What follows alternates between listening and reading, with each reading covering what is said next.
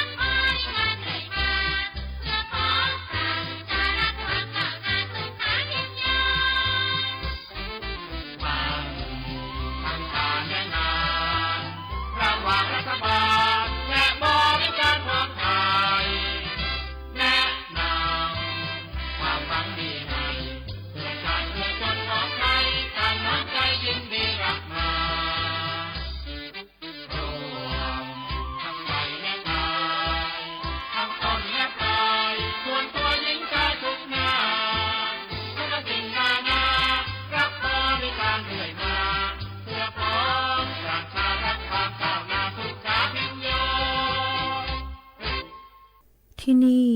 สถานีวิทยุกระจายเสียงแห่งประเทศไทยจังหวัดเชียงใหม่คลื่น AM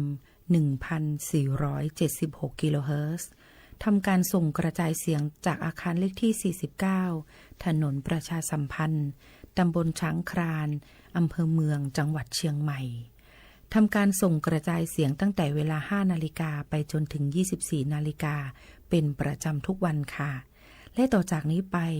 ขอเชิญคุณผู้ฟังติดตามรับฟังรายการต่างๆที่น่าสนใจของทางสถานี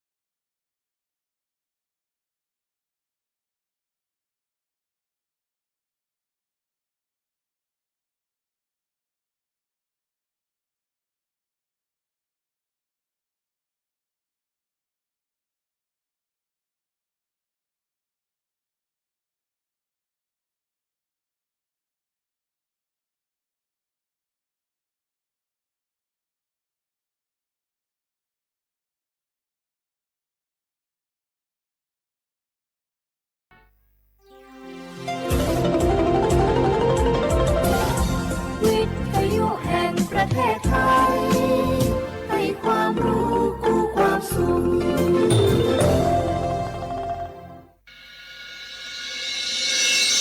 สถานีวิทยุกระจายเสียงแห่งประเทศไทยจังหวัดเชียงใหม่ AM 1476 กิโลเฮิรตซ์สถานีวิทยุภาคภาษาชาติพันธุ์แห่งเดียวในประเทศไทยที่มีความทันสมัยเชื่อถือได้สร้างอัตลักษณ์กลุ่มชาติพันธุ์สู่สากล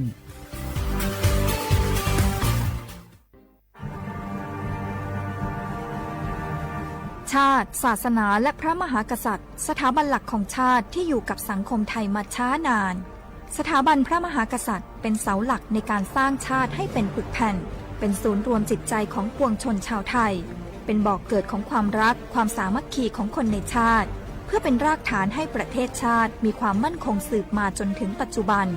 รวมสร้างความภาคภูมิใจในความเสียสละของบรรพบุรุษไทยในการปกป้องพื้นแผ่นดินไทยโดยสำนักประชาสัมพันธ์เขต 3 กรมประชาสัมพันธ์บางคนเมื่ออยู่หลังพวงมาลัยก็กลายเป็นสิ่งนักซิ่งทันที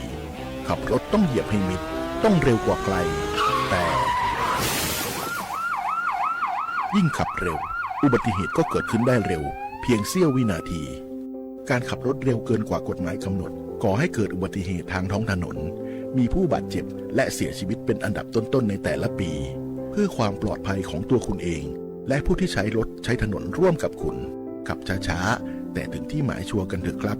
รู้รับปรับตัวฟื้นเร็วทั่วอย่างยั่งยืนปรารถนาดีจากสำนักประชาสัมพันธ์เขต 3 กรมประชาสัมพันธ์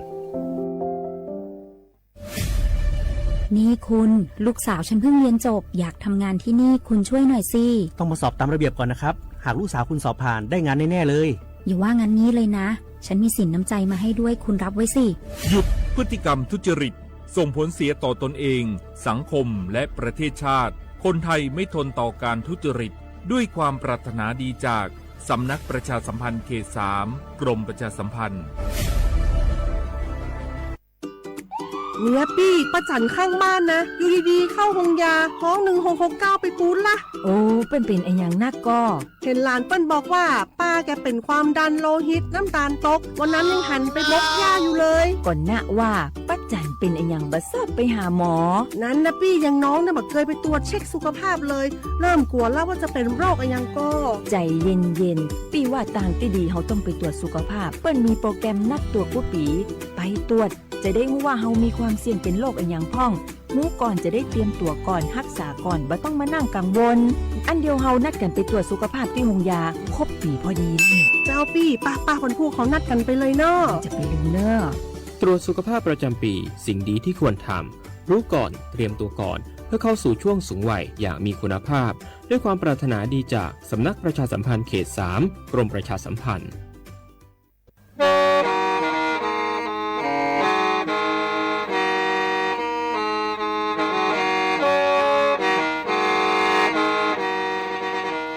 Đầu núa, gió bóng chua sang xua, hú tế chờ thai, đợi lũ xén trăng mày. Lũ chay hà lù mông, inu bế hà o già, giáng sơn chú bế hà thầu sư hở, chữ tên, chú, trao tên, giáng trong tu bế hà thầu sư hở, cầu sang tên, chú, cầu gì tên. Trang tờn đợi sáng, AM, kế ý chén bao bùa, sang chậu trào kHz. Đời núa mông do bế lù mông, suốt lờ so cá nồng tàu.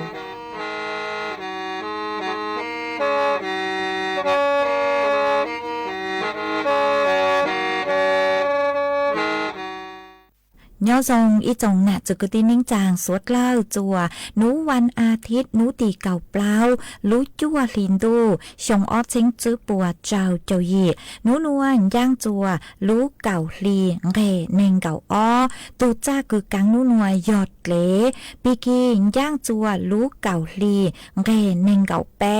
ตูจ้าคือกังปีกียอมบัวชงนัวยอนังชงĐầu núa, cú yo rùa, sành vang, rong xa, trọc ăn tròn tù, sự tông chua hà lù mong, đầu lú sành chân mày, tuần chữ y chồng, nạt chữ cứ tin ninh chàng suốt lờ, mà uốn đê núa, trang tàu chùa, suốt lờ tàu báo hà tà, đầu núa cú chùa cầu lú xua, chì kia chùa, suốt lờ tàu nó sư, ê thó bê chó nạt chữ cứ tin ninh chàng phong như suốt lờ, cứ mênh găng lù, sai hà lù nông, nhó chuan đầu page Facebook, thó mê,สุดเลยปังจวนหนากดไลค์กดแชร์อีเล็งอีแชร์ปูจัวเพจสวทเชียงใหม่ AM อีเช้งเปล่าปัวช่างเจ้าkHz มาอวดช่องเตาจัวเมจัวจัวเล็งจัวตูเกือลูปังจัวช่างกังดูสุดต้องจัวฮัลลูมองดัดลูเสียงจังใหม่หวังให้เจ้าชาหตาสุดเลยยนรูย้ออวดพงยืออวดเก๋เถ่าปีมงจูจัวเถ่าสาวมาจวนจื้อนัวเป๊ะดอกข้างลูกกงเก๋โลเจจวนเดินดูสุต้องจัวฮัลลูมองดัดลูเสียงจังใหม่จื้อมองตาว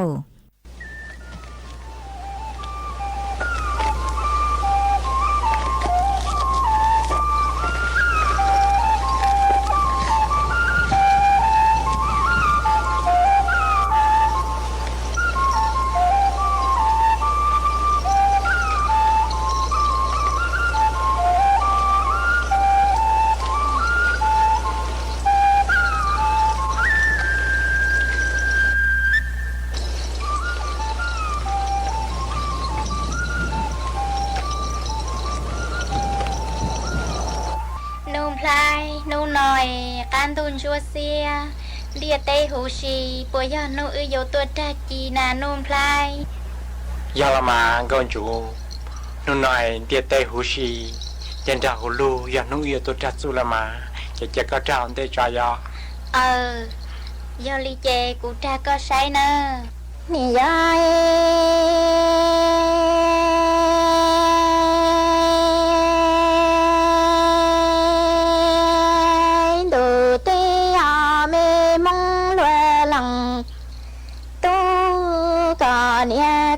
chỉ yu có trao tà lu li tay tòa lu mê trong trái có nia thiên có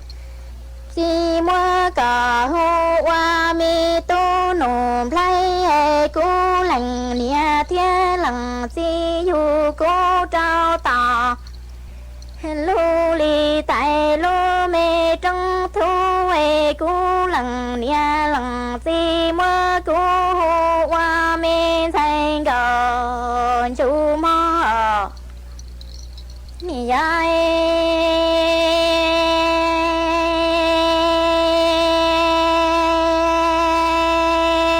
lo ni cho cha li rõ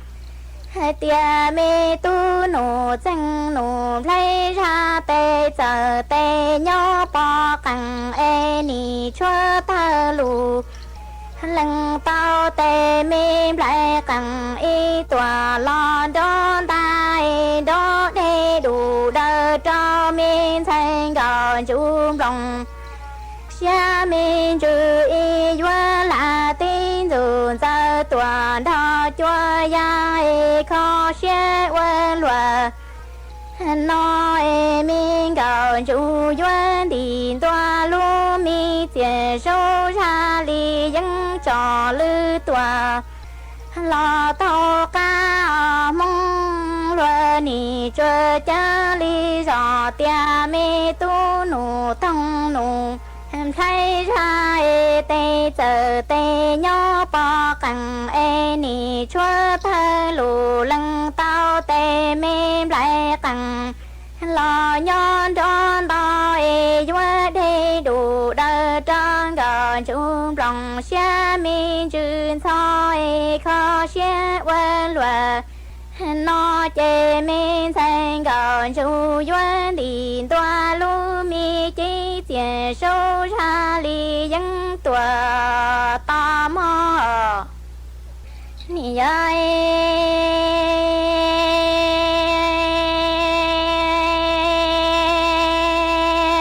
mi tu nô chân nô lấy ra duyên tiền đủ tê mình gò chú chơi cú mua cú ta trao lại cò cái cú li mua cha mẹ cẳng xóa lo cẳng sân xóa thơ lù lăng trao cò say chơi cú mà mua cú nắng trao cò toa cú ho mua rò ta cha mẹ cẳng xóa lo cẳng sân lo thơ tí lù lăng trao cò say tòa si bờ thua mò mi ai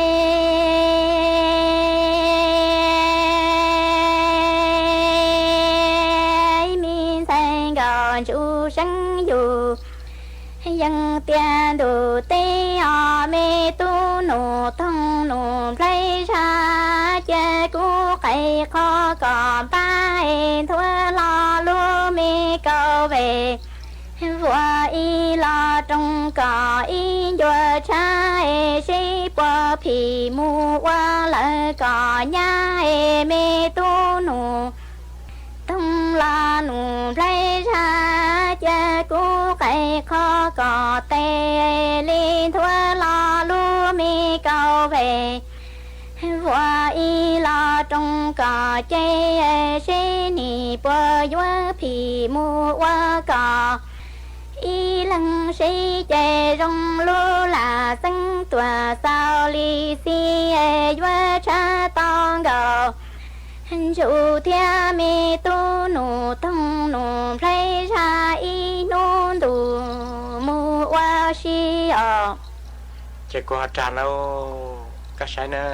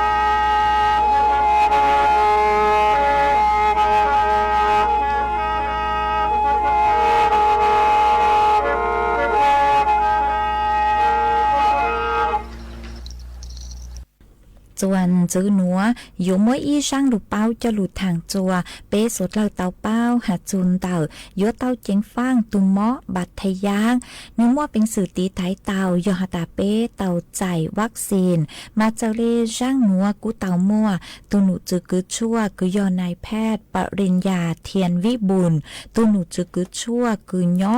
ประจำภาควิชาเวชศาสตร์ฉุกเฉินคณะแพทยศาสตร์ดักลู่เจนเต๋าเชียงชามหาวิทยาลัยเชียงใหม่กู้เต่าต้วนถัวเต่าฮาเลนัวฮาตาฮาจุนเต่าตุมะโลกบัดทะยักหน่วยเจมนยอลุนเต่าเก๋คือเต่าใจเก๋ชื่อกีนเต่าจอเชื้อแบคทีเรียมาจอเชื้อแบคทีเรียหนัวหนึ่งมั่วเป็นสื่อคืออัวอีจอคือฮูฮาตาสปอมาจอสปอหนัวหน่วยเจนือยัวมั่วจอกัวคือกางจวนเต่าเปรูเจมอัวจัวเปรูเจชื่อเต็งเหม่งเต่าจนเดาเป้จ๋อประสาทเราชื่อเป้จ๋อเล่งกล้ามเนื้อเต่ามาเท่าตื้อคือฮาตาเป้มัวกัดช่างคือตู้เอเป็นจัวลูกขอกัดช่างเต่าชื่อหูหน่วยเจเต่าใจจ๋อเชื้อแบคทีเรียหนัวนือยัวมึงอัวจัวจ๋อระบบประสาทยัวอัวจัวเป้เตเล่งกล้ามเนื้อนือเกรงเราชื่อนือมั่วอาการทรงอย่างเลยอยู่หัวเช่งนือมั่วอาการชักได้เท่าอาการรุนแรงนุเจมั่วเป็นสืบปวดจุสาเตาหนอมาจอเชื้อบัดทะย่างหนัวนุเจยวนจื้อเตาจัวชัวขอชาววิยอตาหนยวนย่อจวนเดาเตอังเตมงอังหาเตียกว่ากากวมบัวกวยุกกวตือโลมาหนยวนย่อจัวเตอย่างชงเลยหนัวมาเตเท่ายอหตาเป้เตาเจ้าเตอย่างตั้งก็จื้อคือหตาลุลายเป้เราชื่อเจ้าเตอุเตหนัวลุกกัวเป้เออวจัวอยู่มั่วกัดช้างคือตู้เห็นนุเจจอเชื้อแบคทีเรียคือนุย่อจวนเดาเตอังโลเตมงอังนือมั่วเป็นสื่อการลูเตาจวนเดาเป้ลูกขอกัดช้างมายก้อนจัวจื้อหูนุเจนือมั่วเป็นสื่ออวดจัวอยู่ปวดจุสาเตามาวีเล่นดาวเล่นตือคือหาตาเมอวเตอย่างเข้าหรือละชื่อเมเลเกอวนเน่งเอย้อนดูเตอังโลจื้อเตมงอังเตอย่างชงเล่นดาวนุเจยัวเตาเจงฟังชื่อเส้นเกินเกาหยอเปจอน่ะเจอคือเตนิ่งจังคืออวล่าอวเตอวก่อสร้างนมามัวปิงสื่อคือยนจื้อเตอย่างชงเล่นดาวเตายัวเตาเจงฟังเตเถามัวเตอย่างตั้งก็จื้อคือเจนเจลูไลเปเตาละชื่อ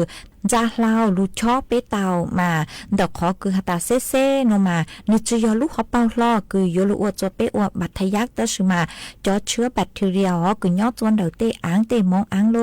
หนึ่งกลางลูย่อจวนเดาไปลูกขอกัดช่างคือตู้เดาคือก็จัวจื้อหูนเจนี่โยอวดจัวเตาใจตุเมาะบัดทะยักเตามามั่วเป็นสืบปวดจุสาเตามาวีเล่นดาวยอฮตาเป้เจ้าแต่อย่างตั้งก็จื้อไลเป้ละชื่อชอเป้ตู้เห็นนุเจก็อยู่ตอนจัวลูกขอกัดช่างกว่าหูเคลูกกัดช้างจัวจอจวนหนึ่งหลีมึงหลีลูจอเชื้อแบคทีเรียนึชาเลจือลูเตาไซหนอฮาเล็งมั่งจัวกือชั่วกว่าจอหนูจือกือชั่วปัวชวนจัวไซปัวชาเลงเก่าจอวัคซีนคืออยู่ว่าลูตีไทยตุ่มเมาะบัดทะยักเตามาเจอหาตาตุ่มเมาะบัดทะยักหนัวนึจืออีตุ่มเมาะคือชุกีเตาเตอชิมาเยอะเท่าเตาใจแล้วหน่วยเจนึกุมัวเป็นสื่อคือหาตาอวดจัวปัวจุสาเตามากูหอมมัวจะหลุดถังอวดเก็บเป้าเลนัวจัวเป๊ะสดเลยเตาเป้าเลนัว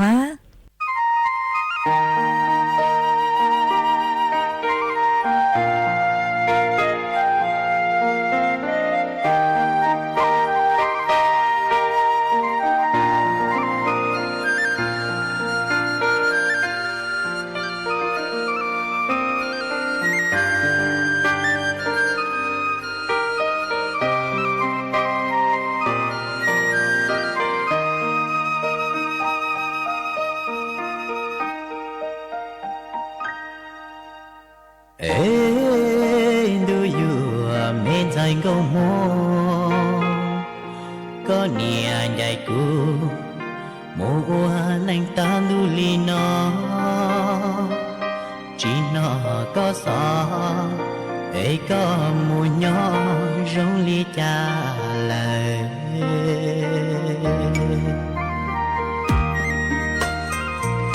chỉ có mùa giá từ gì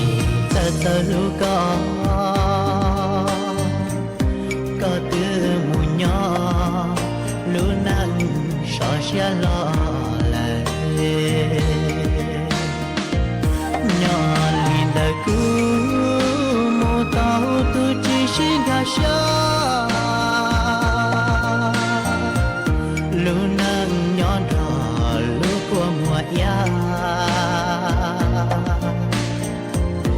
起起留下位置越高，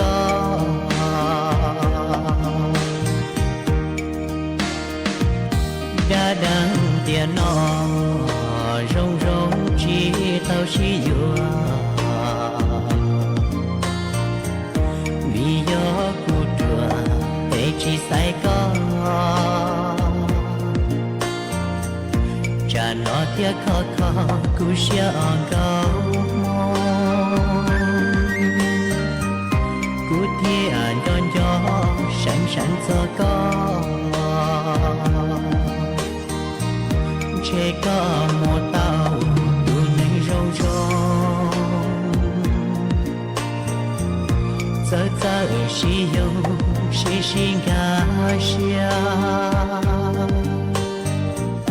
lúa nắng tươi chỉ lìa trong ly của nó chỉ có từ mùa nhỏ lúa nắng tràn đơn chỉ lệ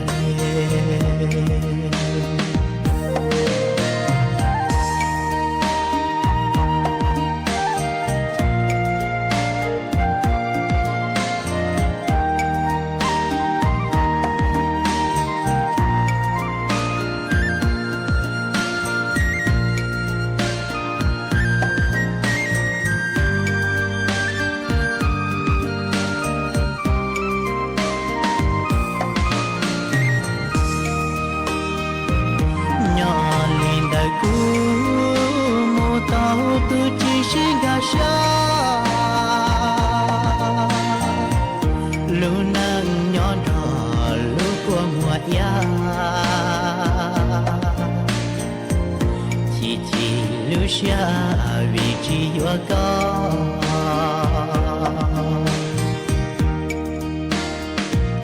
đã đang tiền nó rong rong chỉ thâu chỉ vừa vì gió của chùa để chỉ sai có cha nó tiếc khó khó cú xia cao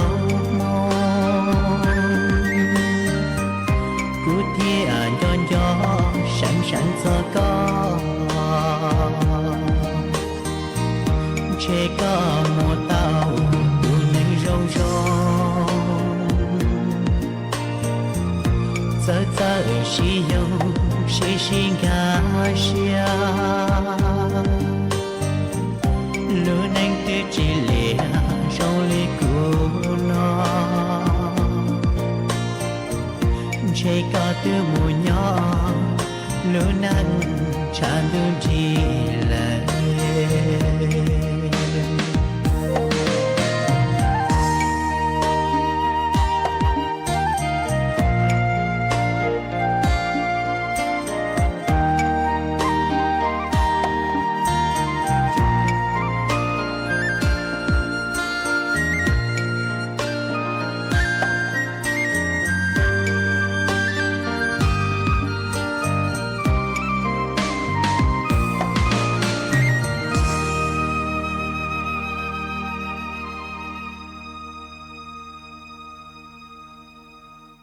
路把火被海莫子，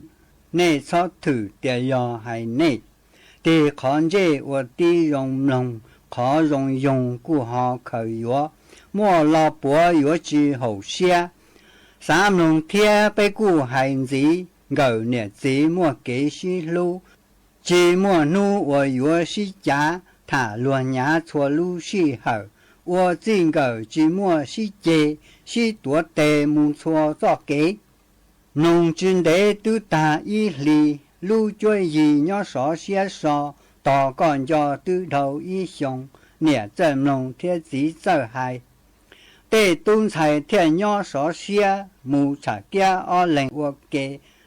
莫说被点内是路，内得都有农内海，内得菜有农内路。内安度莫给那些老路也内只草海，十我才是八百老，数天毛老是八我，干波古是八度，年农户只农年子，只上去只天后路，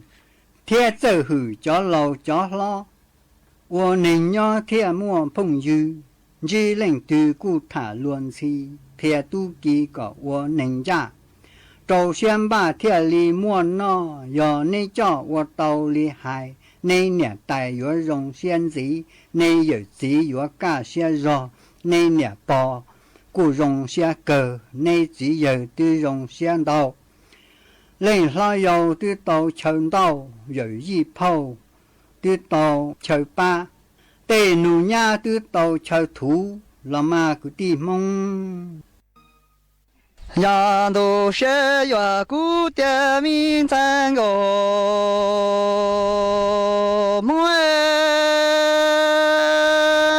呀，你家里在那你到到哪里？那里我多母子的姑妹年能在你娘这米的中人都那。这梦也能在民哟，是个你只么舍得你只找的技能，肚里被哪里我这一男生的有样样木了留下梦哟，是啊，我梦个么？老路上的技能，肚里被闹的，你这样弄的句句么么梦完个，是你来了你老林的乱东去哪来了？的乱娘你真正哦，是那多官把你装造你山不到梦娘能在里高一节。年上来的正要的哟，人要领着技能，都那梦的干命哟，是哦。呀，都梦来个，是你带来你，那你的这样弄的只能都只么爱，年来了你老等几年，你们年你真正梦年能在里搞一了，都搞得。你我叫山不当哟，梦里着技能，都那梦的给要命哟，是啊，呀个梦呀，你的我两个望着你的能力还上来了，那的。个只么写了这么写了都得个你我个你的个几多个，手里人呀你到底能肚里鼓闹，你的张是把领到家了给你落多，这么你山等年。这不把你我多梦做上山不当哟，是你离了高，一要你母家的技能，都一能要命咱个是啊呀，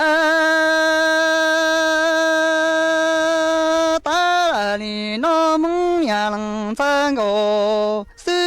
你家的我两个晚上那能还容了咯？那大那个你我个你个几多我，手里人要你到底能都接，这能都打仗是把你到家了给你落多，长着说你山等呀，家不掉。你我多梦做让你山不到命哟，是你这多梦你母家的技能多了，一来谁要命哟，是 ni ta ni nó mi có bằng đồ chi nhà tư nà nâng rong lo nó ta nó có chi mà sẽ lo chi ni tư mà sẽ là tu tia chi ni chơi tí lần tu ya ni đã rồi tia mà ô nhà sẽ nó cả tí nhỏ ni tan tua ni có to min sang ngô xử lý có ý ya ni sợ li chân ya chỉ有dân ra chỉ lần tu mu mò nụ nó lần nhà lần chỉ cho cái lò lú nhà cả lư lo min sang ngô xử nhà ta li nó chỉ lần tu nà rồi tia min sang ngô xử ni ya mà lú xe tia chỉ lần tu mà qua nhà sẽ nó cần đi tới nhà to là liền to liền có to muốn nhà lần xa đi có ý ở liền sẽ là liền chân gió chỉ dù dân liền cho tí lần tuổi ở liền mua mỏ là nó lần nhà là tí to cái lò lú nhà cả lưng chú muốn là gò xứ đồ muốn là gò xứ ni cha ta li nó tí lần tu ni cho là rồi đi cho cả mông cổ lo tấn là nhà cha ni oan cho ta ni có to muốn là gò xứ li có ý ni mu cha ta tí lần tu nhà tu mẹ sĩ nhà tầng cho ni qua lần tu đề mà ni biết ni những long tàn tuân gần thế là sẽ không để mong cầu sư ni cha ta nó có qua lần cầu đi những nhớ thì tu cho lần rồi đi cho cái nhà mông cổ lo tấn nhà cha ni hoa tòa mông tòa cho mình有思路mi chế mừng mò chế ni cho tí lần là tu mu ni là ta tí lần tu cá chế ni trong ta liền toàn gần chế là biết有人tòa mu khờ cá chế ni trong mi tăng go đầu lu xe nhỏ lại lo nó xe go sư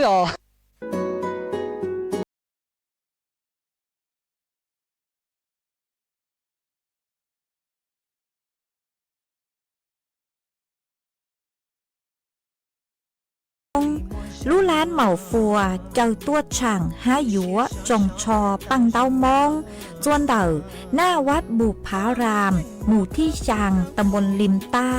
อำเภอแม่ริม ดักลู่เสงเชียงใหม่ จัวนุตีเก่าเปล่าจู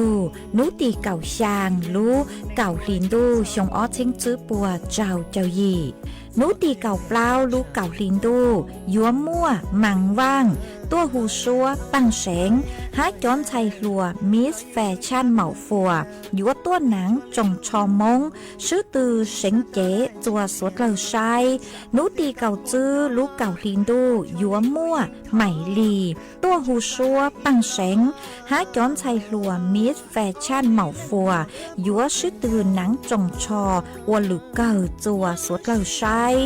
นุตีเก่าเจ้าลูกเก่าลินดูยัวมั่วเก๋เสงเก๋เดินแฟชั่นโชว์หาอวยยังอย่างลุนเต่าจอนชัยลัวมิดแฟชั่นเหมาฟัวหาจอตู้ลัวแมนแฟชั่นเหมาฟัวจัวสวดเลอชัยนุตีเก่าช่างลูกเก่าลินดูยัวม่วนเชงเย่งช่งตัวหูชัวปังเสงหายัวมั่วจอตู้ลัวแมนแฟชั่นเหมาฟัวยัวชื่อตือหนังจงชอมงอวหรือเกิดจัวสวดเลอชัยสวดเลอยูนสองตัวกง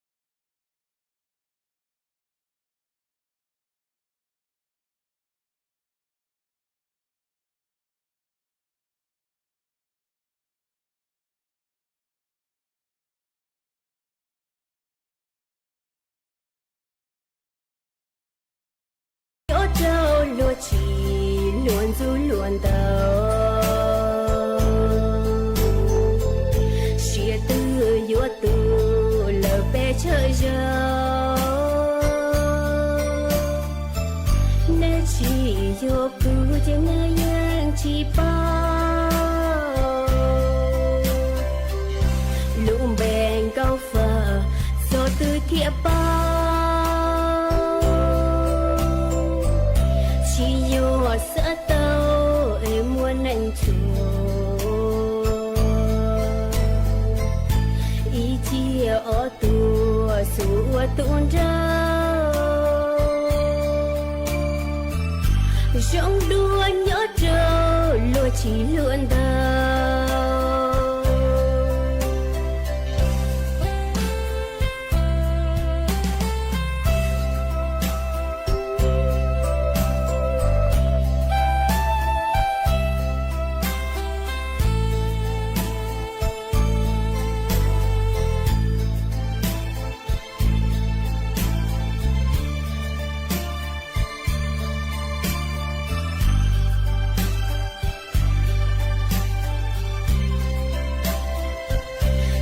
chỉ sợ trốn lo cái nơi trong chị ta nhớ trâu lúa chỉ luôn rú luôn đào chia tư yếu tư lỡ bé chơi giàu nên chỉ yêu cứ cho nên dân chỉ lũng bèn cao phà cho tự thiệp bao chỉ yêu xa tao em muốn anh chùa ý chí ở tua sủa tuôn trao trong đua nhớ trâu lúa chỉ luôn tao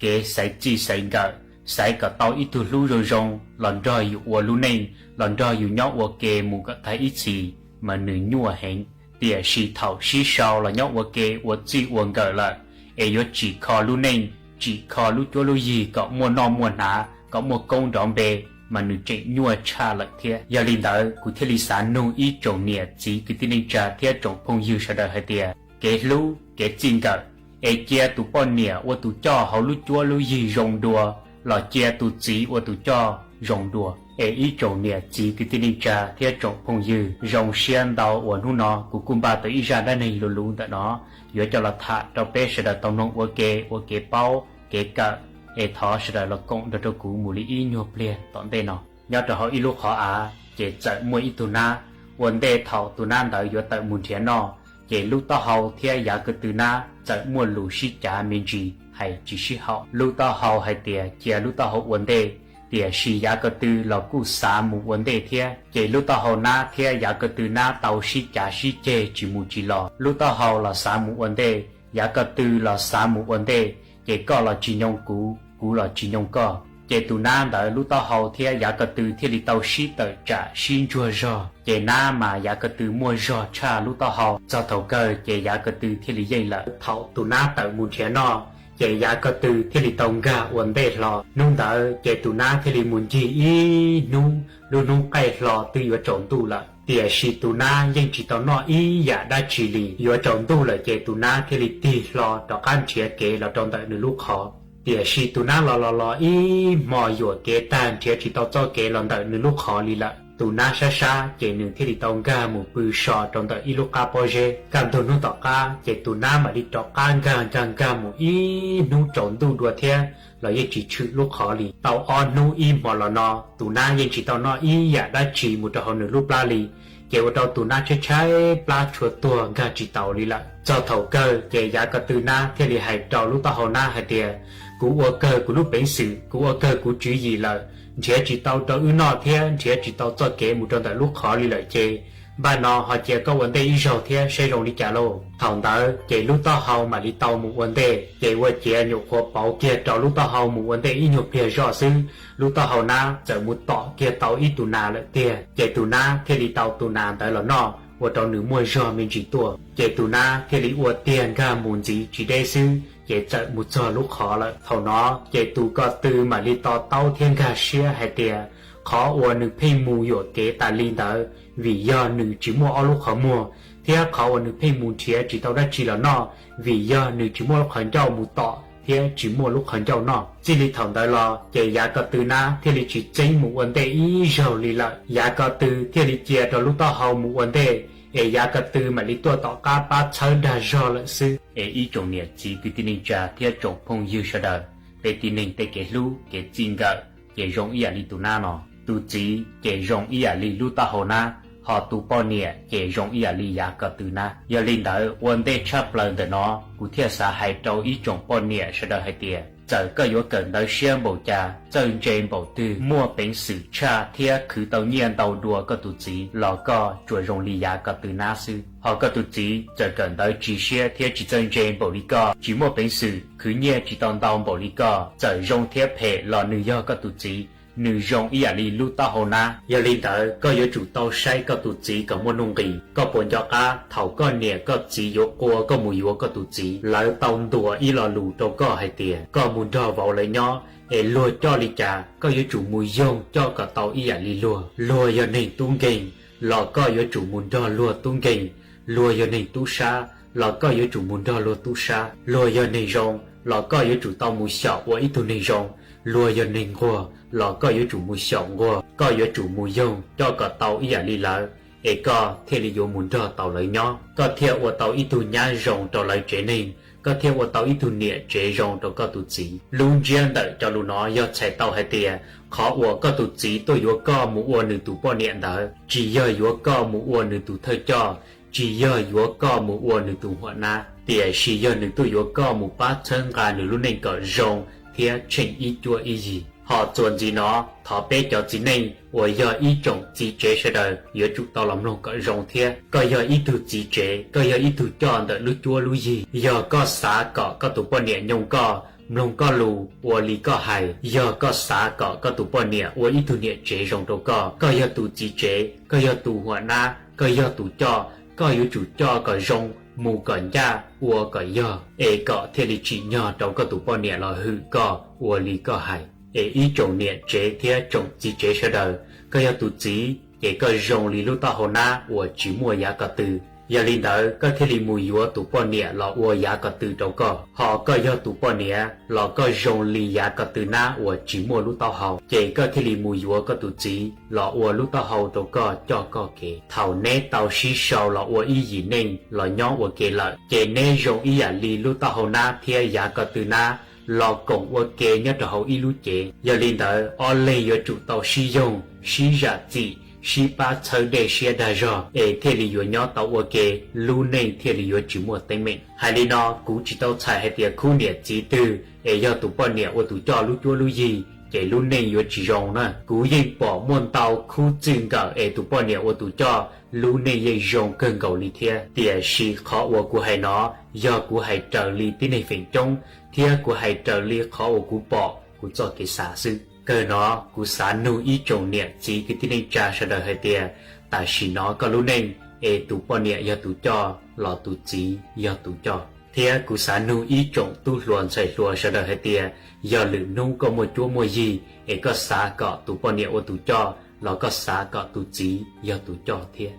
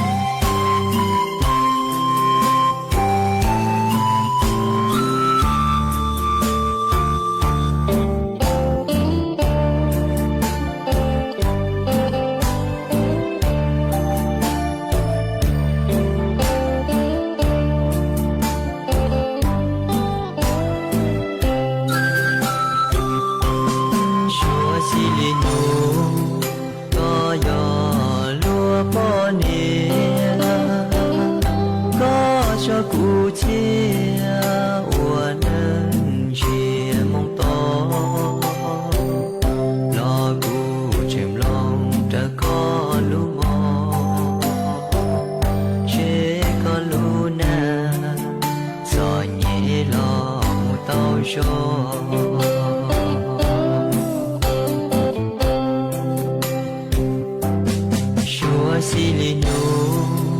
có mù yo lo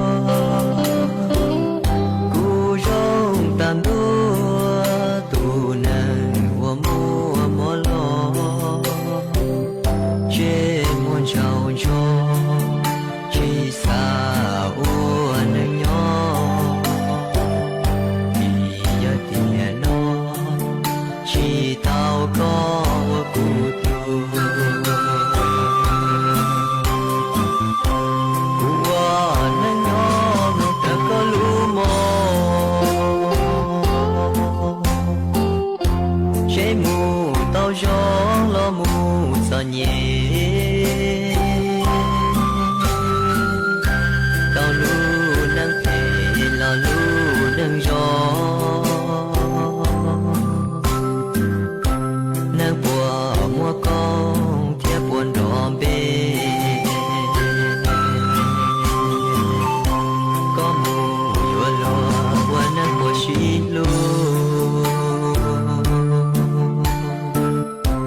mua chờ tuôn sai tao chờ tu qua nang gió nhẹ lo nang luôn nu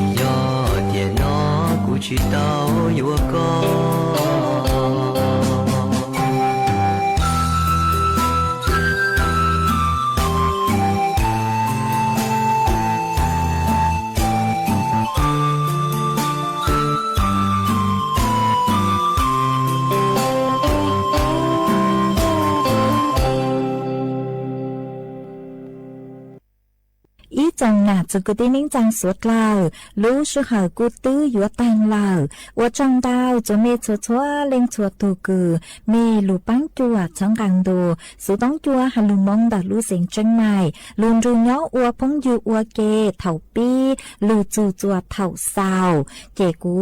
จวนจื้อเมนเบาเลนัวซื้อเอเป้มังจักกังลูซึ่งจื้อกลัวจวนเดินดูสุต้องจัวฮัลลุมองดาลูเสียงจังใหม่เถาซึ่งจูรู้ชื่อหาจื้อเต็งจูเจ้าเต็งเถายังจงดูรู้ชื่อหาเก่าช่างเต็งจูเก่าหยี่เต็งอัวจังดาวย้อจงสวดลานี่ยา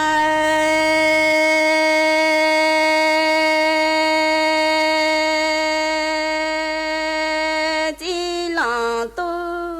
นูตาจังว่าเท่าเอทงเตโมตัวกงเชยย่อเอวันก็วันเท่าอยู่สงกาเลียตัวพระเท่าย่อเอลีชื่อยังลูเตียปูดาจังกะเต้านี่จีหลังตูก็ซื้อเจวันก็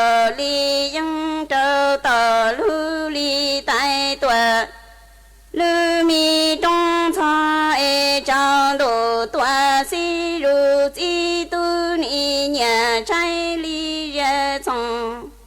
là tí nó chỉ tu nu ta chồng qua thảo ê ly thong tê mô tuổi công chơi nhỏ ê quan gò quan đau yêu sang cả lia mô tuổi qua thảo yêu ê ly sư nhỏ yang lu tia bu đà chẳng cả tao ni chi lăng tu ai ngờ sư chạy quan ngờ ly yang trơ tờ lu ly tại tuổi lu mi trong dây ê trao đồ tuổi si ru chi tu ly nhà nó ly rơ chồng là ti trai mà ni ai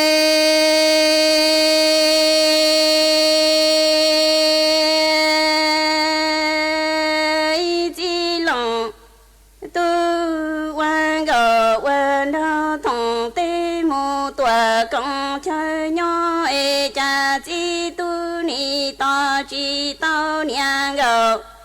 nô ê cái ly đông tuổi lo đoa đông ê chi lòng tu ly nữa trò choa nắng y tuổi bông ê chi tu ni tuổi cho lại tê mô xin đoa ê chi lòng tu tiền gờ sư ai plong gờ đỡ hay rung lụa nó ê cha ư ly tăng trẻ tăng nhung tê độ lòng trao ư lòng nhà thia lòng chi đại mi tê thia tê lộ lia tê a mô lụa lia ê gờ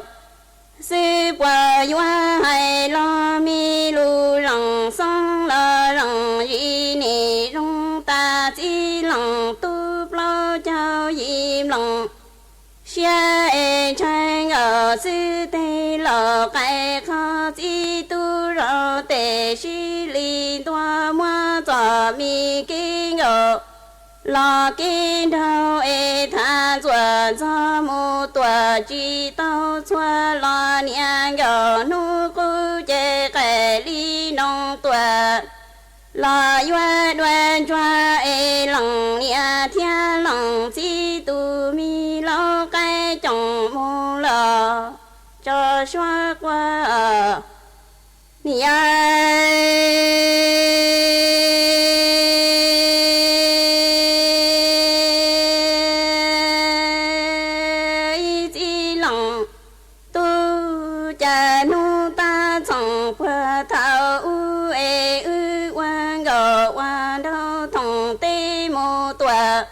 công chơi nhỏ chế chi tu li ta chi tao niang gờ nu ê cái li du tua nhỏ đua rồi chi lòng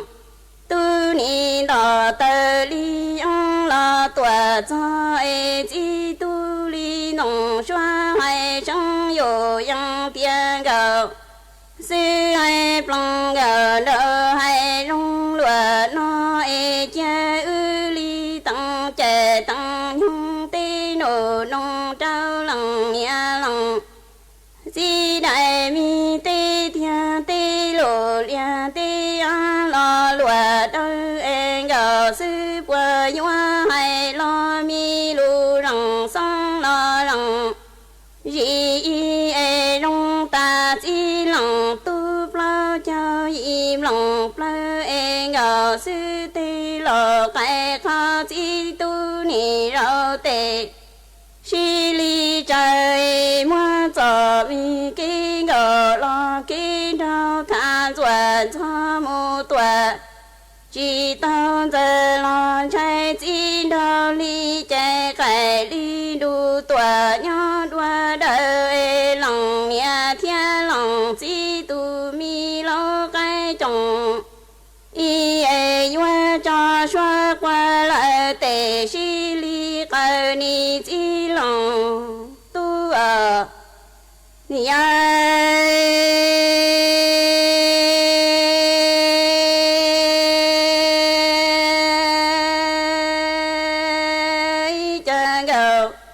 sư chế li 海上有样的几度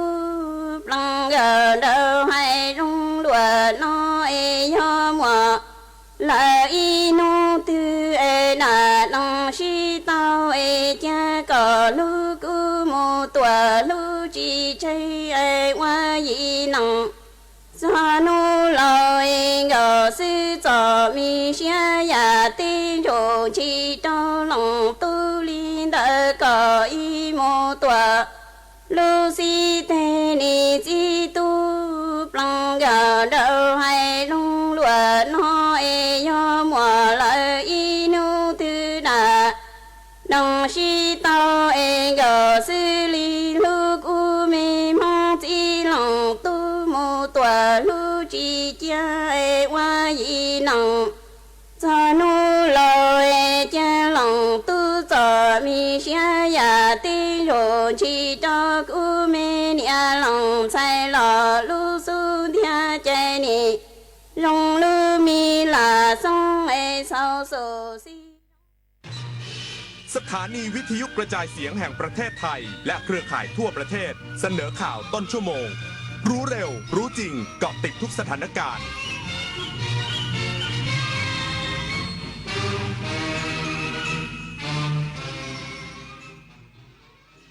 รับฟังข่าวต้นชั่วโมง 6 นาฬิกากับอรัญญาชมชื่น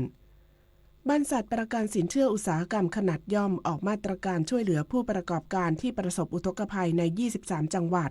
อีกสักครู่กลับมาติดตามรายละเอียดค่ะภัยแล้งฝนทิ้งช่วงน้ำน้อยไฟป่าและหมอกควันกรมฝนหลวงและการบินเกษตรพร้อมแก้ปัญหาภัยพิบัติให้ประชาชนเดินหน้าปฏิบัติการสร้างสายฝนเติมน้ำในเขื่อนและอ่างเก็บน้ำสร้างความชุ่มชื้นให้ผืนดินหล่อเลี้ยงไร่นาป่าไม้และทุกครัวเรือนฝนทุกหยดที่ตกลงมาไม่ใช่เพียงน้ำจากฟากฟ้าแต่คือความหวังและความชุ่มชื้นของคนไทยทุกคนเนื่องในโอกาสวันคล้ายวันพระบรมราชสมภพครบ100 ปีพระบาทสมเด็จพระปรเมนทรมหาอนันทมหิดลพระอัฏฐมารามาธิบดินทร์รัฐบาลโดยสำนักงานปลัดสำนักนายกรัฐมนตรีร่วมกับวัดสุทัศน์เทพวรารามจัดพิธีเจริญพระพุทธมนต์ทำบุญตักบาตรและพิธีวางพุ่มดอกไม้ถวายราชสักการะในวันเสาร์ที่ 20 กันยายนนี้ณวัดสุทัศน์เทพวรารามพร้อมกิจกรรมเฉลิมพระเกียรติระหว่างวันที่ 20 ถึง 27 กันยายนเพื่อร่วมเทิดพระเกียรติและน้อมรำลึกในพระมหากรุณาธิคุณฉันไม่ต้องการจะให้พวกเธอมีความรู้เพียงอย่างเดียวฉันต้องการให้พวกเธอเป็นบุคคลที่ถึงพร้อมแล้วด้วยพระราชดำรัสสมเด็จพระมหิดลาธิเบศรอดุลยเดชวิกรมพระบรมราชชนกพระบิดาแห่งการแพทย์แผนปัจจุบันและการสาธารณสุขไทย 24 กันยายนวันมหิดลร่วมน้อมรำลึกในพระมหากรุณาธิคุณบริจาคสมทบทุนธงวันมหิดลเพื่อช่วยเหลือผู้ป่วยด้อยโอกาสได้ที่สิริราชมูลนิธิการกลับมาของการแสดงโขนมูลนิธิส่งเสริมศิลปาชีพจากวรรณกรรมเรื่องรามเกียรติ์ตอนสัตยาภาลีวานอนผู้กล้าหาญจะเกิดอะไรขึ้นกับพวกเขาสู่การแสดงโขนสุดยิ่งใหญ่โดยมูลนิธิส่งเสริมศิลปาชีพวันที่ 6 พฤศจิกายนถึง 8 ธันวาคม 2568 ณ ศูนย์วัฒนธรรมแห่งประเทศไทยเปิดให้จองบัตรได้แล้ววันนี้ที่ไทยทิกเก็ตเมเจอร์บรรษัทประกันสินเชื่ออุตสาหกรรมขนาดย่อมออกมาตรการพักชำระค่าธรรมเนียมค่าจัดการค้ำประกันและค่างวดนานสูงสุด 6 เดือนช่วยเหลือผู้ประกอบการที่ประสบอุทกภัยใน 23 จังหวัดนายสิทธิกรดิเรกสุนทรกรรมการและผู้จัดการทั่วไปบรรษัทประกันสินเชื่ออุตสาหกรรมขนาดย่อมหรือบสย.เปิดเผยว่าจากสถานการณ์ฝนตกหนักในขณะนี้ทำให้หลายพื้นที่ประสบอุทกภัยบสย.เร่งช่วยเหลือผู้ประกอบการทั้งลูกค้าและลูกหนี้โดยออกมาตรการเร่งด่วนสำหรับผู้ประกอบการ SME ผู้ประสบอุทกภัยและมีสถานประกอบการตั้งอยู่ในพื้นที่ประสบอุทกภัยที่กรมป้องกันและบรรเทาสาธารณภัยประกาศประกอบด้วยมาตรการพักชำระค่าธรรมเนียมการค้ำประกันสินเชื่อและค่าจัดการค้ำประกันนาน 6 เดือนสำหรับลูกค้าบสย.ที่ได้รับผลกระทบจากอุทกภัยในพื้นที่ครอบคลุม 23 จังหวัด โดยกำหนดค่าชำระค่าธรรมเนียมการค้ำประกันสินเชื่อและค่าจัดการค้ำประกันตั้งแต่วันที่ 4 กันยายนถึงวันที่ 30 กันยายน 2568 และมาตรการพักชำระค่างวดนาน 3 เดือนสำหรับลูกหนี้บสย.ที่ยังอยู่ระหว่างผ่อนชำระตามแผนการปรับโครงสร้างหนี้โดยได้รับผลกระทบจากอุทกภัยในพื้นที่ครอบคลุม 23 จังหวัดโดยระยะเวลารับคำขอพักชำระตั้งแต่วันที่ 4 กันยายนถึงวันที่ 31 ตุลาคม 2568 พักชำระค่างวดถึงกำหนดชำระเป็นระยะเวลาสูงสุด 3 เดือนสามารถสอบถามข้อมูลเพิ่มเติมและรายละเอียดเข้าร่วมมาตรการได้ที่สำนักงานเขตในพื้นที่หรือบสย. call center โทรศัพท์ 02-890-9999 ปฏิพล สัทธพรหมารายงานสำนักงานป้องกันควบคุมโรคที่ 1 เชียงใหม่เตือนประชาชนระวังเห็ดพิษในช่วงฤดูฝนเน้นย้ำไม่เก็บไม่กินเห็ดที่ไม่รู้จักอาจเสี่ยงเสียชีวิตได้แพทย์หญิงสาวนีวิบุลสันติผู้อำนวยการสำนักงานป้องกันควบคุมโรคที่ 1 เชียงใหม่เปิดเผยว่าในช่วงฤดูฝนมีเห็ดป่าขึ้นเองตามธรรมชาติหลากหลายชนิดมีทั้งเห็ดกินได้และเห็ดพิษซึ่งมีลักษณะภายนอกใกล้เคียงกันมากและแยกได้ยากอาจทำให้ประชาชนเข้าใจผิดนำเห็ดพิษมาประกอบอาหารอาการหลังกินเห็ดพิษมีตั้งแต่เล็กน้อยเช่นวิงเวียนอาเจียนปวดท้องถ่ายเหลวไปจนถึงอาการรุนแรงภาวะไตวายเฉียบพลันตับวายและนำไปสู่การเสียชีวิตได้หากสงสัยว่ากินเห็ดพิษเข้าไปแล้วเริ่มมีอาการวิงเวียนและอาเจียนถ้าในบ้านมีผงถ่านคาร์บอนหรือผงถ่านกำมันให้รีบนำมาให้ผู้ป่วยรับประทานและจิบน้ำเกลือแร่หรือน้ำเปล่าเพื่อชดเชยน้ำที่เสียไปและรีบไปโรงพยาบาลที่ใกล้ที่สุดทันทีพร้อมนำตัวอย่างเห็ดที่เหลือหรือภาพถ่ายเห็ดติดตัวไปด้วยพิมลการเดชาชัยทีมข่าวสวทเชียงใหม่รายงานสำนักงานกองทุนสนับสนุนการสร้างเสริมสุขภาพร่วมกับภาคีเครือข่ายขับเคลื่อนตลาดเขียวเกษตรแบ่งปันเพื่อให้ผู้บริโภคเข้าถึงความมั่นคงทางอาหารสร้างสุขภาวะยั่งยืนลดความเสี่ยงโรคไม่ติดต่อเรื้อรังนางประภาสีบุญวิเศษกรรมการกองทุนสนับสนุนการสร้างเสริมสุขภาพหรือสสส.กล่าวว่าไทยกำลังเผชิญปัญหาโรคไม่ติดต่อเรื้อรังหรือ NCD อย่างรุนแรงมีประชาชนเสียชีวิตจากโรค NCD กว่า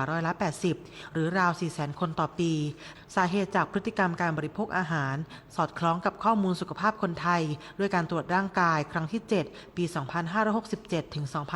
2568 โดยคณะแพทยศาสตร์โรงพยาบาลรามาธิบดีมหาวิทยาลัยมหิดลพบว่าประชากรไทยอายุ 15 ปีขึ้นไปบริโภคผักผลไม้เพียงพอ16.6%องค์การอนามัยโลกแนะนำควรบริโภคผักผลไม้อย่างน้อย 400 กรัมต่อวันเพื่อลดความเสี่ยงโรค NCDสสส.ร่วมกับภาคีเครือข่ายขับเคลื่อนตลาดเขียวเกษตรแบ่งปันสร้างระบบอาหารชุมชนที่ปลอดภัยและยั่งยืนยกระดับมาตรฐานทั้งระบบตรวจสอบย้อนกลับคุณภาพความปลอดภัยการรับรองอินทรีย์และหลักเกณฑ์การจัดการตลาดที่ชัดเจนพร้อมสร้างพื้นที่เรียนรู้และกิจกรรมส่งเสริมความรอบรู้ด้านอาหารปัจจุบันมีตลาดเขียวกว่า80แห่งใน19จังหวัดรวมกับตลาดอาหารปลอดภัยของภาคีเครือข่ายกว่า900แห่งทั่วประเทศชวิสาประทุมมารายงานจบข่าวอรัญญาชมชื่นอ่านรับฟังข่าวครั้งต่อไปเวลา 7 นาฬิกาค่ะติดตามข่าวที่นำเสนอไปแล้วได้ที่ www.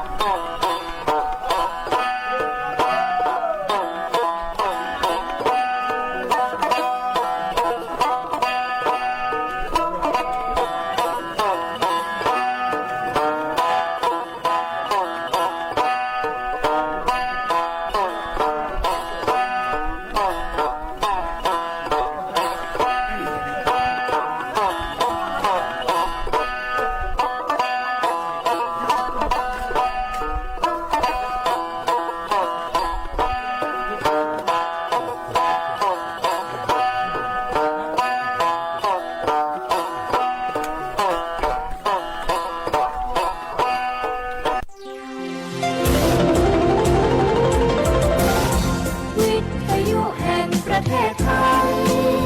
ให้ความรู้คู่ความสุข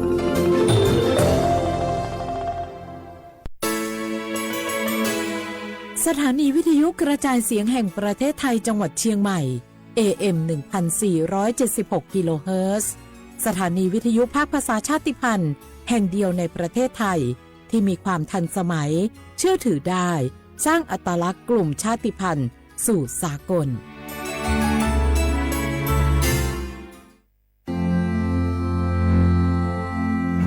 รากฐานสังคมไทยตั้งแต่อดีตจนถึงปัจจุบันเคารพเทิดทูนสถาบันพระมหากษัตริย์เป็นศูนย์รวมจิตใจที่เหนียวแน่นของคนไทยในเวลาที่เกิดวิกฤตทางการเมืองพระบารมีของพระเจ้าอยู่หัวก็ทำให้เกิดความสงบและช่วงที่เกิดวิกฤตเศรษฐกิจปรัชญาเศรษฐกิจพอเพียงของพระเจ้าอยู่หัวรัชกาลที่ 9 พระราชทานให้กับคนไทยก็ทำให้ผู้ที่น้อมนำมาปฏิบัติมีภูมิคุ้มกันและไม่เกิดความเสียหายพระปฐมบรมราชโองการของพระเจ้าอยู่หัวรัชกาลที่ 10เราจะสืบสานรักษาและต่อยอดและครองแผ่นดินโดยธรรมเพื่อประโยชน์สุขแห่งอาณาราษฎรตลอดไปพระมหากษัตริย์ไทยทุกพระองค์ทรงห่วงใยราษฎร์เสมอสถาบันพระมหากษัตริย์ไทยศูนย์รวมใจไทยทั้งชาติ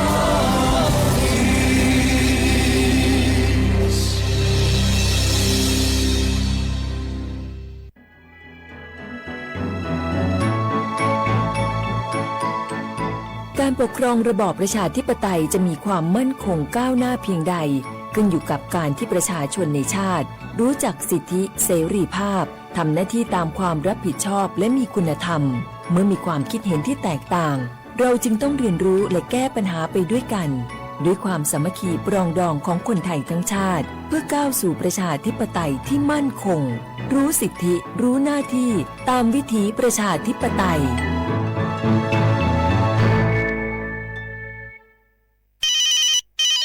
ฮัลโหลสวัสดีครับสวัสดีค่ะจากไหนครับคุณคือผู้โชคดีที่ได้รับเงินสด1 ล้านบาทแต่ต้องโอนค่าธรรมเนียมมาก่อน 5,000 บาทนะคะหลังจากนั้นทางเราจะทำการโอนเงินกลับไปให้ค่ะจริงเหรอครับงั้นเดี๋ยวผมโอนค่าธรรมเนียมไปให้นะครับขอเลขบัญชีด้วยครับได้ค่ะคุณโชคดีมากนะคะรีบโอนค่าธรรมเนียมมาก่อนได้เลยค่ะหยุดก่อนนายจะเชื่อจริงๆหรอนี่มันหลอกกันชัดๆเลยฮะจริงเหรอหลอกยังไงอะนั่นสิเธอลองคิดดูสิว่าเราจะได้รับเงินล้านจากอะไรล่ะในเมื่อไม่ได้ไปเสี่ยงโชคหรือลุ้นรางวัลอะไรเลยจำไว้ไม่มีใครให้เงินเราฟรีๆโดยที่เราไม่รู้ตัวหรอกนะแถมยังให้โอนค่าธรรมเนียมไปให้ก่อนอีกคุณคะเราไม่ได้โกงนะคะโอนมาก่อนเดี๋ยวพิสูจน์ได้ค่ะไม่เอาละผมไม่เชื่อไม่โอนไม่คุยด้วยละกลโกงมีทุกที่จำให้ขึ้นใจอย่าเชื่ออย่าคุยอย่าโลภอย่าโอนด้วยความปรารถนาดีจากสำนักงานประชาสัมพันธ์ที่ 3 กรมประชาสัมพันธ์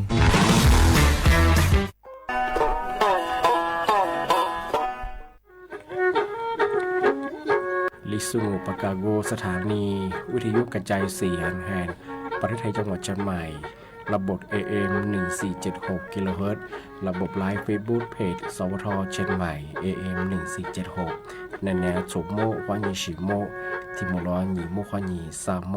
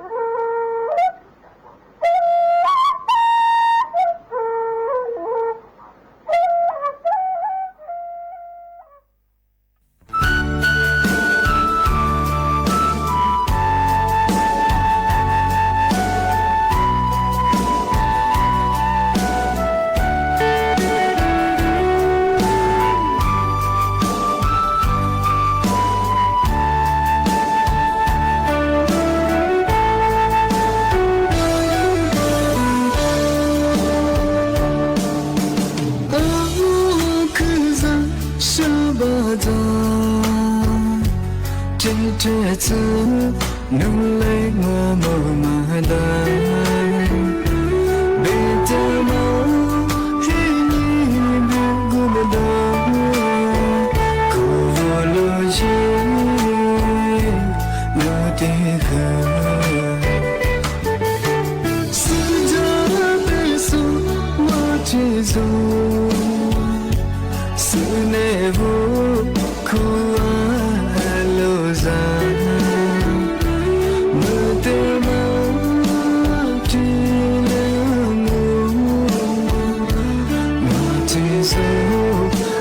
cứ như sa ngô chừng mơ mà mơ khu à chữ chỉ chê lê lê sư ra tê trên trời nhưng mà cô đơn mà rồi cô thấy bé cả đi ra mơ trong mơ bị lá chỉ nên cứ nghĩ bị quá lâu trên duyên ra thì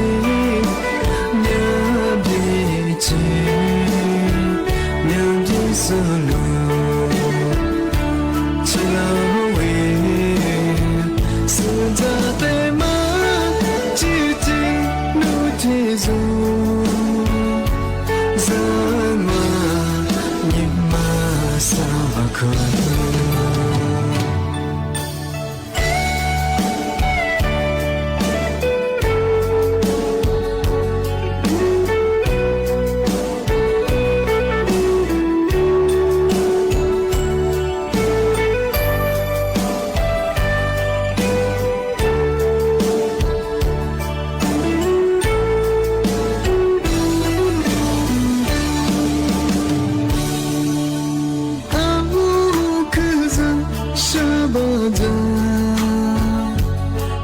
trẻ thơ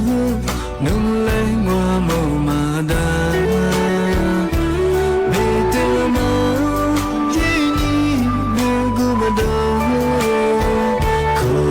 lô duyên lô tì khờ sự ra bê su mà thế dù sự nề vô cô ra mơ tê mơ chi lê ngô mà chỉ dù cứ như sa ngô chừng mơ mà mơ khu à chữ chỉ lê lê sư ra tê chê thơ nhưng mà cô đơn mà rồi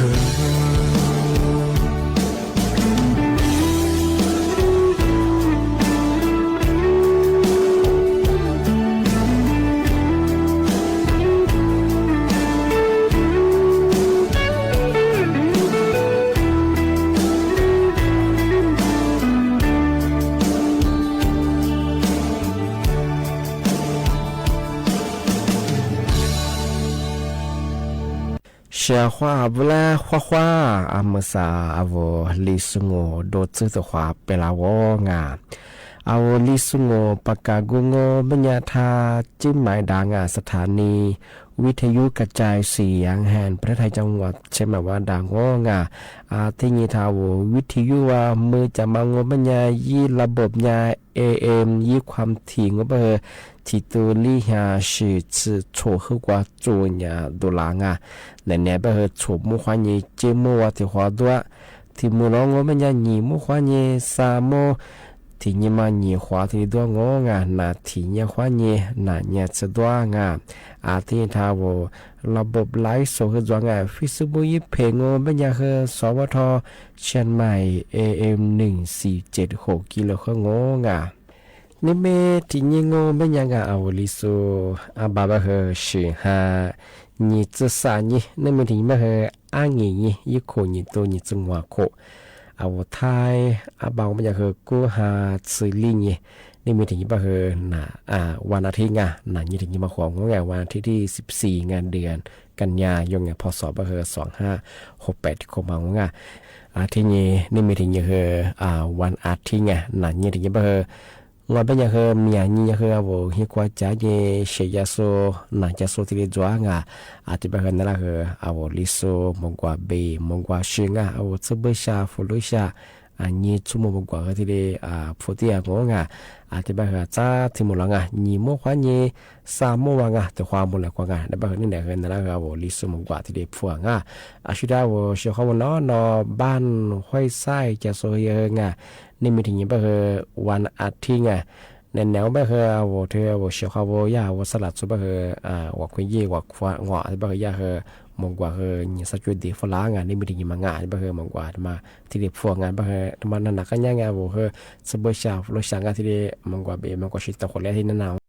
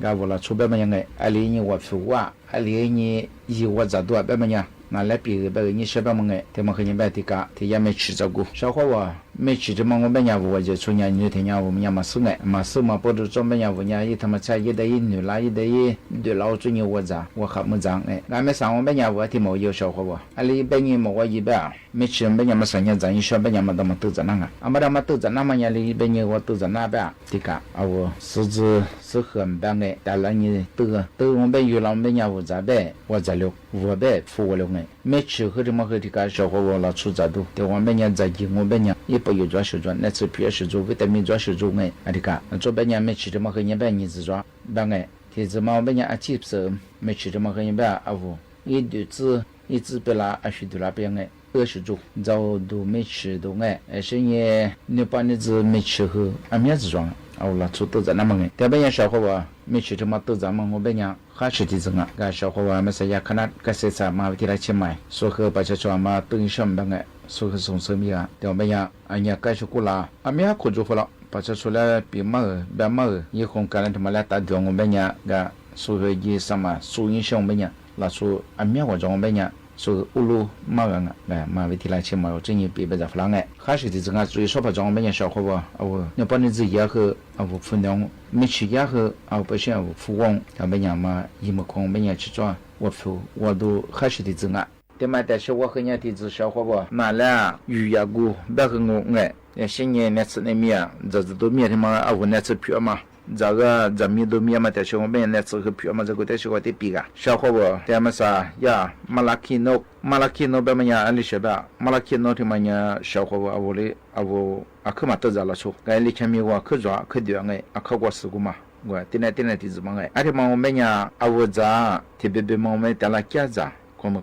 怎么样？别花个大家子哎，俺们是你个绿子啊，俺的那个，是你听么个和你办，当然你他个了这个都在和你，可怎么样是这个？哎，他妈我们家怎么样嘛？但是我和你别我小伙伴，说和别是呢，那次和别的，俺的帮哎，是别呀马拉基诺他妈我们家小伙伴的个，说别是哎呀。也就是车还哎为他妈一读了一想哎，一拿来和地主没了的一个那个，是你马林，是你过的车啊，这个真的和早上去改单啊，的帮哎，说马拉基诺的嘛，可过是别过的前面可对哎，特别嘛人都在和装都在手中，是没为嘛是一时过么带来呢，我应该是我个皮塔和米和个皮塔的有光哎，我们本人有啥，没得这个可么长哎，是你那次在我本人小伙伴。我的话，提高了马拉基诺的嘛，怕找我们家我保安，提高我的喜欢的，提嘛我们家南单的嘛和面哎，而且嘛找我们家南单的嘛和所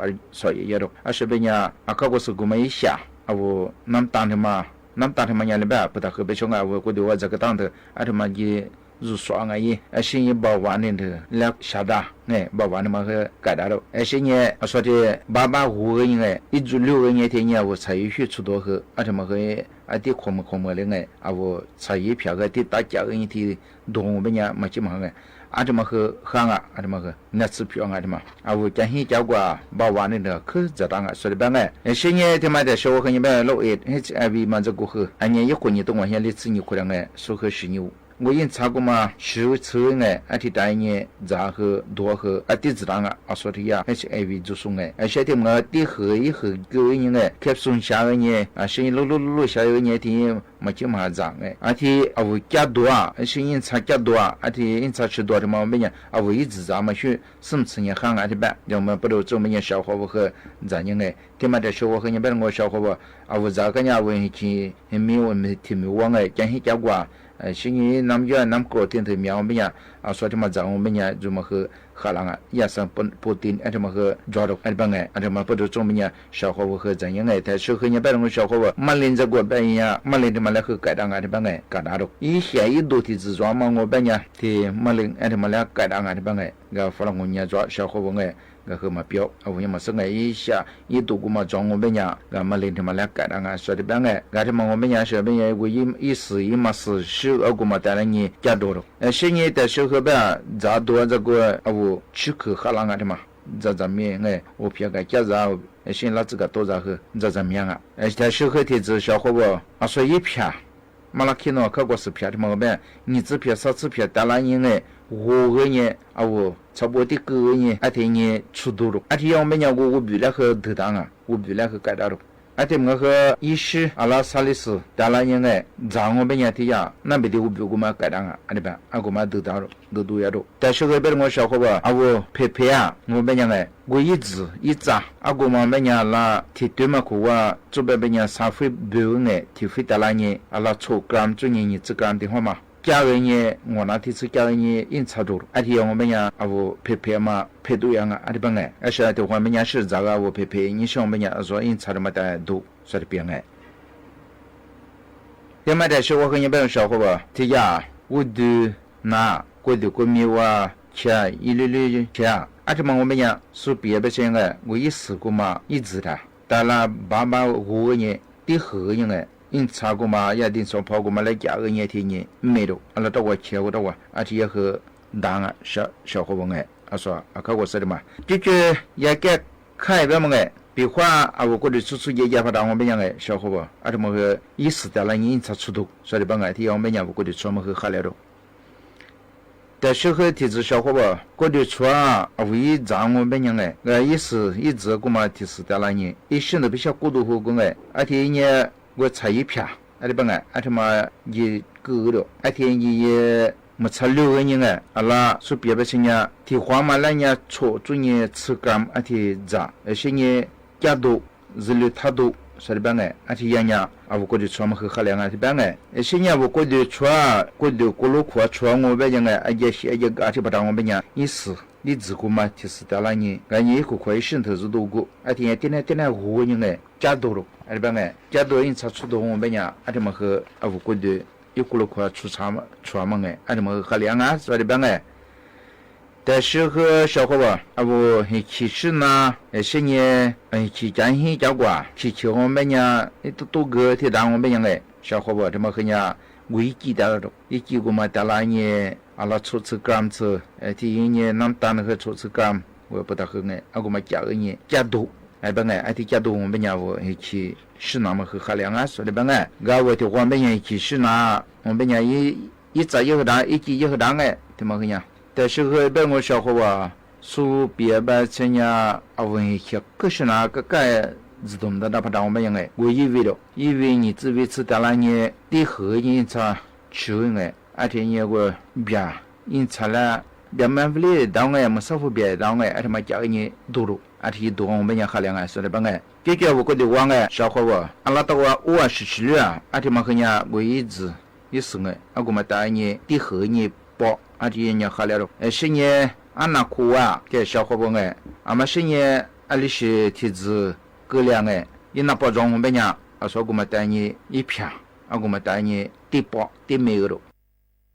是因为那出店嘛，我们家小伙伴一片助力嘛，第后人哎，而且呢，做破几件呢，加人哎，而且嘛，我们家也没，而且帮哎，我那到啊，一那出店我到没，我们家好了了，而且也继续和当哎，小伙伴，也记得嘛，单一对面和，而且呢，此次没得咋，此次拿，小伙伴这么和我们家我也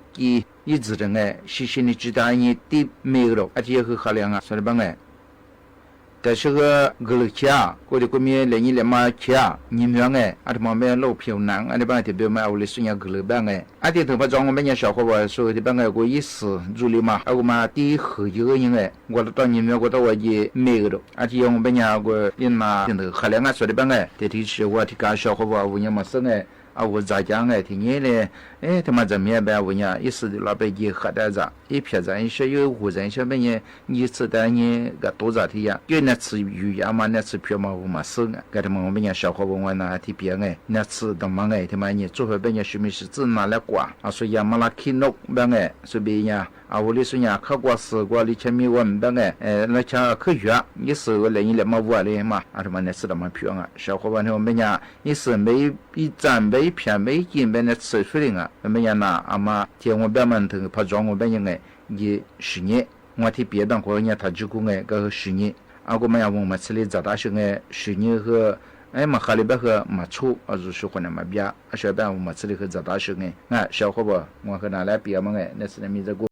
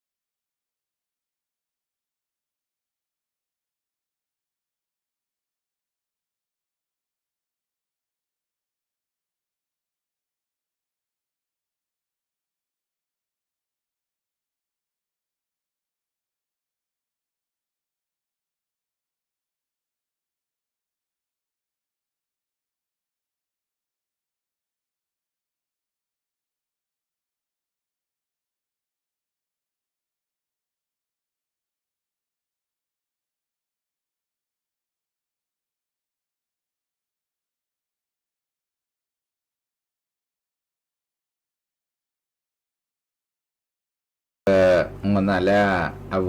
咋多这个下咱们但是得比个的话每年小伙吧花咋花里咋还苦瓜外地嘛洗个刀别特别每年一年户口特别每年吃饱了户口的话咋了别的咋了花里咋发了别别年说你别说你做不别年下咋做嘛我们年家子、驴子、谷子，提来装小伙伴，我和拿来提来做别么样驴子，驴子别么样，花一年一次把那个我养母3天嘛一次把一年交货嘛，我一40别少，嘛我驴子我们年的驴子离1米多，我家子和这牛，驴子我他妈那驴子和我和这牛，让我们年没啥的话咱怎么样一让你咱们年如何这发了，他们年离下这米多，别我拿别别么样小伙伴，别话花40股嘛装一次把一年的装嘛我们年面嘛别话我和拿来别么样300 gram。我和多年另外咱们另外吃嘛差不多是你我呀福建嘛是个没喝是呀是有烤是你的呀花吃一路东就不个大别我们家里天打6个嘛小伙伴为提注意装别么样我里绿子我花40个嘛带来人你福建嘛是个嘛地和嘛我嘛姐100人是你的呀是有烤嘛就100人差不多大个100100人听你付的付不要提怎么吃付个的提怎么吃你们10块钱好我70块钱你们提是的提你带来你6米里咱提要我们小伙伴和他们那6嘛什么吃怎么样小伙伴对我们起码的花绿子都我们不要我们家小伙伴怎么样花稍微是顺的很顺的很忙把那么里边小伙伴这么花子带了下咱们这个小伙伴对我们家下咱们跟我们家20花子和我去调花子怎么样嘛面花子别怎么面下咱古啊是下咱和做和下咱我们家你咋发了慢慢做其实下这个别你只下这人家这个别的话绿着你绿着的我是过着你对我是些过着和过着别管我和咱们没下过当我们家麻烦了小朋友然后米里我们家你们和在家在你什么装刚才我把小伙伴在下咱们这个的小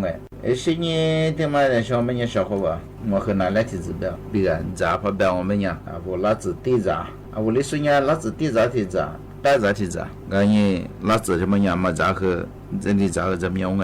老子嘛你和对到这你这个怎么老子咋说样起嘛那说样我去路个跑就说没老子的嘛可怎么的个小伙伴我老子的嘛和面子装做不别人不下着嘛也得别每年一直苦着去装所以只苦着别我和听嘛小伙伴比老子别们呀里地咱们我咱我们呀咋个可怎么你们学的干我那会对我别了我们呀我咋说咋个怎么咋偏咋怎么我那做之后嘛做我们呀咋么米我们呀我那偏和面我这米之后和我们呀那偏和怎么做我米和第一个呀下的我多样小伙伴我和那来老子别样我就出老子下这我们呀比老子也那比个比别嘛的话在你那比个比嘛呀特别别么户口特别么呀嘛户口个和户口嘛我们呀这米过么呀哈那你我就咋我想嘛过我们呀我就咋嘛也和看嘛那个我付的嘛要不然我拿来问题我下咱们这个得比一边吃我们那比个比别么样小伙伴我不个大抓是不个大有不个大别么样问题别么个人的干我嘛吃了我们呀里是抓下次嘛一周是你呀个比我嘛和兄弟是你个老子是你我呀老出吃嘛户口们呀我呀那单比我嘛是你的时候呢别我呀我苦苦死是你嘛怕死是你老耍出不来的然后我带么几个天的不个大概我们呀小伙伴里呀我下次嘛嘛和他地和个样我们呀耍个当个样们呀我出不来给老耍一地老子和地个样我们呀我苦苦是和地表ไอ้ที่ตีเปียก็ยังไม่เนี่ยว่ากะปิอากุมก็ตัดตีกะปิตัดตี我们呀吃一下我们呀啊我差不多是够哎够呗啊别个的吃上面那当呀那当背包嘛个那个吃嘛是嘛户口我们呀他个不出来是个哎哎这个样我们呀蛮闹嘛怕是个嘛哎哎的吃个月户口我们呀啊我里的话月呢文化吃个哎哎这个样我们呀我哎呀日了啊我这里在呀他们哎啊他妈一个个白我们呀做下个白我们呀啊我啊里的话吃啊我里的话呢啊里话户口我们呀啊的我们呀跑出来都差不多的哎的加入啊的我们呀那批个币票而且别人小伙咱们在户口咱们多张哎我票面带了多张不行呢多张或带了哎可咱面那么个哎那这么个小伙啊我咱多这个的小下咱们哎那小伙咱多别么呀说我别么的我哎啊我了说别么呀下咱们过么呀咱们米我们呀我和咱面这片面咱们我们也吃口嘛河边这边呀啊我下嘛这边呀那个面哎然后咱们也讲我们也吃口和咱我们呀也那么做小伙伴该他妈那这个下载我片面下载这个我小伙伴啦做到那这个么的说啊问些快讲哎还是下载多边嘛啊我的适当我们呀下载人哎对吧不仅坏蛋了你小伙伴哎提就哎提比嘛小伙伴个小伙伴个我娘那讲哎啊嘛的实在下啊嘛是小伙伴是那个老子地的嘛白的嘛虽然嘛凶哎啊我白的嘛就说怕着我们呀咱们呀把我们呀带回来和当小伙伴说了啊的咱们说个第一下子说我表列说下面喝了说了说呀表我们呀啊我和大陆啊那么小伙伴那么拿来别嘛提来着哎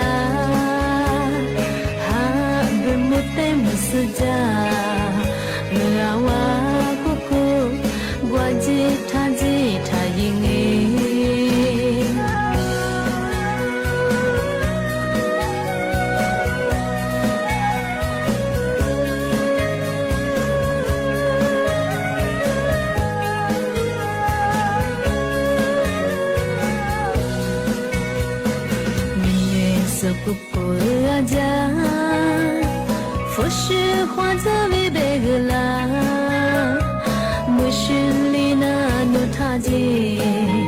mutizu suja desasa pigo mewa jopjote zunyi shizu dijidu he nimulu mutizu okole nivu suja towa gufula ni makuwa halala ha bemute musuja rawa kuku gwaji tanji tayinge suja towa gufula ni makuwa halala ha bemute musuja rawa kuku gwaji tanji tayinga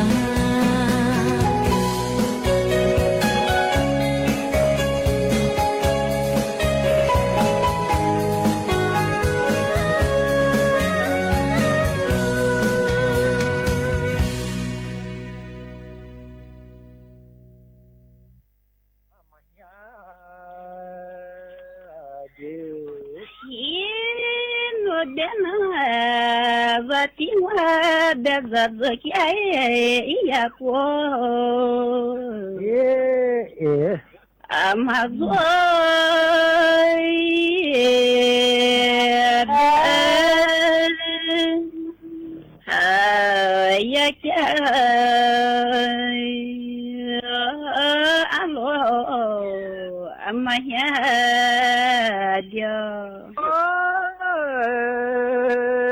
Кине но гомане безкя я по алла алла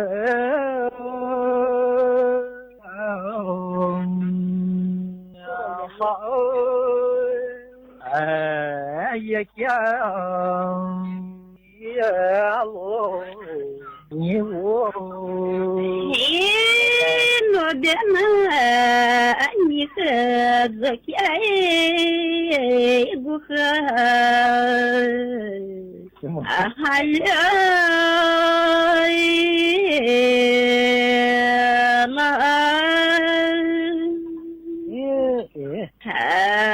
ya kya buka aswala Кисенеша, а не беззавязама, дня, а масса,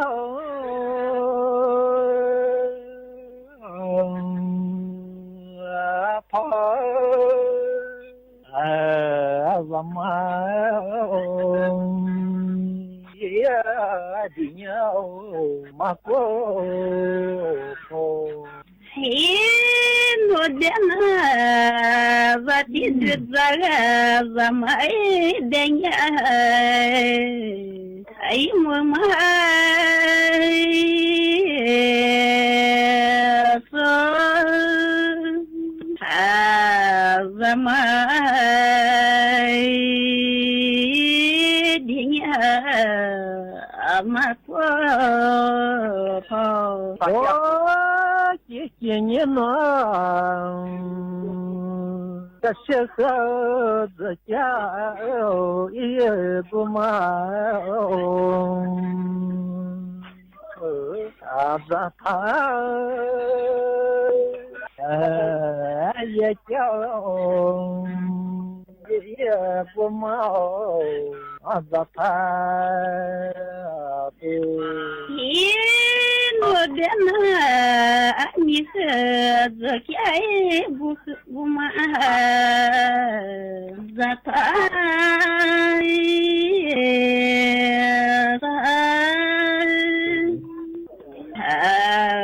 ya kya goma zata to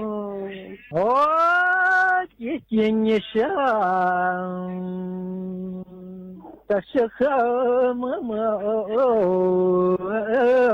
自家不写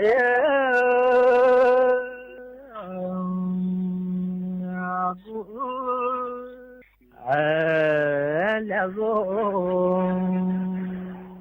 也叫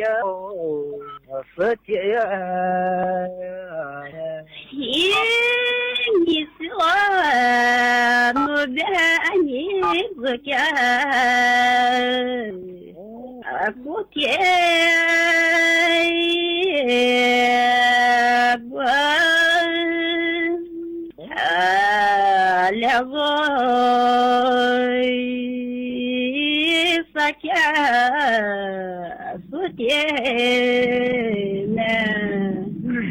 我今年上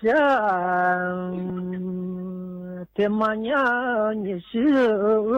天娘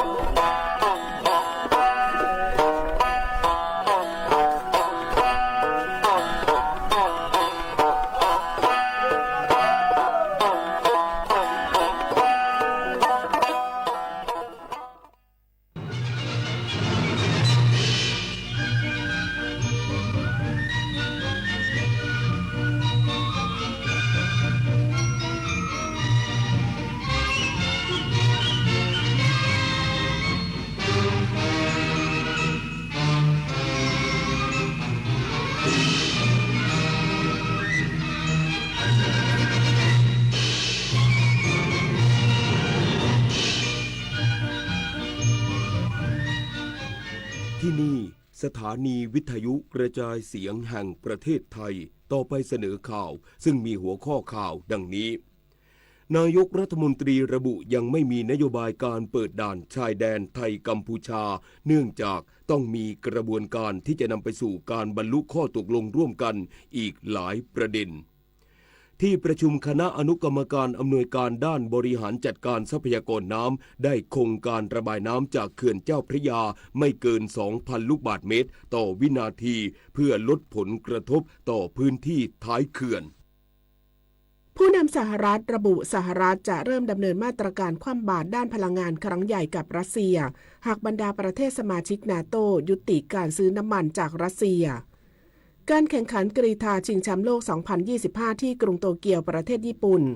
ภูริพลบุญสอนและสุเบนรัตน์อินแสงตกรอบคัดเลือกทั้งคู่ต่อไปเป็นรายละเอียดของข่าวรัฐบาลเชิญชวนประชาชนร่วมกิจกรรมเฉลิมพระเกียรติพระบาทสมเด็จพระปรเมนทรมหาอานันทมหิดลพระอัฐมรามาธิบดินทร์เนื่องในโอกาสวันคล้ายวันพระบรมราชสมภพครบ100 ปีวันที่ 20 กันยายน 2568 พร้อมจัดตั้งโต๊ะหมู่ประดิษฐานพระบรมสาธิสลักษณ์เทิดพระเกียรติตลอดเดือนกันยายนนี้รัฐบาลโดยสำนักงานปลัดสำนักนายกรัฐมนตรีร่วมกับวัดสุทัศน์เทพพวรารามกำหนดจัดกิจกรรมเฉลิมพระเกียรติพระบาทสมเด็จพระปรเมนทรมหาอานันทมหิดลพระอัฐมรามาธิบดินทร์เนื่องในโอกาสวันคล้ายวันพระบรมราชสมภพครบ100 ปีวันที่ 20 กันยายน 2568 เพื่อเทิดพระเกียรติและน้อมรำลึกในพระมหากรุณาธิคุณ โดยในวันที่ 20 กันยายน 2568 ซึ่งเป็นวันคล้ายวันพระบรมราชสมภพกำหนดให้มีพิธีเจริญพระพุทธมนต์และทำบุญตักบาตรถวายพระราชกุศลพิธีวางพุ่มดอกไม้ถวายราชสักการะเพื่อแสดงความจงรักภักดีและน้อมรำลึกในพระมหากรุณาธิคุณและกิจกรรมเฉลิมพระเกียรตินี้กำหนดจัดระหว่างวันที่ 20 ถึง 27 กันยายน 2568 ณ วัดสุทัศน์เทพภวราราม ได้แก่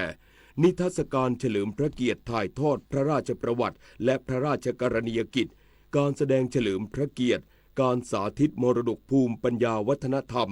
การจัดแสดงนิทรรศการสวนแสงอันเกี่ยวเนื่องกับพระพุทธศาสนา การจัดกิจกรรมไนท์มิวเซียมพิพิธภัณฑ์ตำหนักสมเด็จพระสังฆราชแผ่ติสสะเทวมหาเถรการจัดกิจกรรมนพปูชนีการประกวดโต๊ะหมู่บูชาหมู่เก้าการจัดร้านค้าจำหน่ายสินค้าและผลิตภัณฑ์ภายในงานมีการประดับไฟตกแต่งโดยรอบบริเวณวัดสุทัศน์เทพภวรารามเชิญชวนประชาชนเข้าร่วมกิจกรรมเพื่อเทิดพระเกียรติและน้อมรำลึกในพระมหากรุณาธิคุณและขอเชิญชวนหน่วยงานภาครัฐภาคเอกชนและประชาชนจัดตั้งโต๊ะหมู่ประดิษฐานพระบรมสาธิสลักษณ์พระบาทสมเด็จพระปรเมนทรมหาอานันทมหิดลพระอัฏฐมรามาธิบดินทร์ระหว่างวันที่ 1 ถึง 30 กันยายนนี้สามารถดาวน์โหลดพระฉายาลักษณ์ได้ที่เว็บไซต์กรมประชาสัมพันธ์เนื่องในวันคล้ายวันพระบรมราชสมภพพระบาทสมเด็จพระปรเมนทรมหาอนันทมหิดลพระอัฏฐมรามาธิบดินทร์ครบ100 ปี 20 กันยายน 2568 สถานีวิทยุกระจายเสียงแห่งประเทศไทยเสนอสารคดีประชาราษฎร์สดุดี100 ปีแห่งความสำเร็จตอนพระมหากษัตริย์ซึ่งครองราชย์ในระบอบประชาธิปไตยสารคดีประชาราษฎร์สดุดี100 ปีแห่งความทรงจำพระบาทสมเด็จพระปรเมนทรมหาอนันทมหิดลพระอัฏฐมรามาธิบดินทร์ทรงเป็นพระมหากษัตริย์พระองค์แรกที่อยู่ในระบอบประชาธิปไตยอันมีพระมหากษัตริย์เป็นประมุขภายใต้รัฐธรรมนูญนับแต่เสด็จพระราชดำเนินพระราชทานรัฐธรรมนูญฉบับปีพุทธศักราช 2489 ณ พระที่นั่งอนันตสมาคมพระองค์ได้ทรงประกาศเจตนารมณ์แห่งการปกครองด้วยกฎหมายสูงสุดของแผ่นดินเพียง1 เดือนต่อมาพระองค์เสด็จพระราชดำเนินเปิดประชุมรัฐสภามีพระราชดำรัสอันสะท้อนถึงพระราชปณิธานแน่วแน่ที่จะทำรงรัฐธรรมนูญไว้เป็นหลักมั่นคงของประเทศพร้อมทรงเน้นย้ำความสมัครสมาน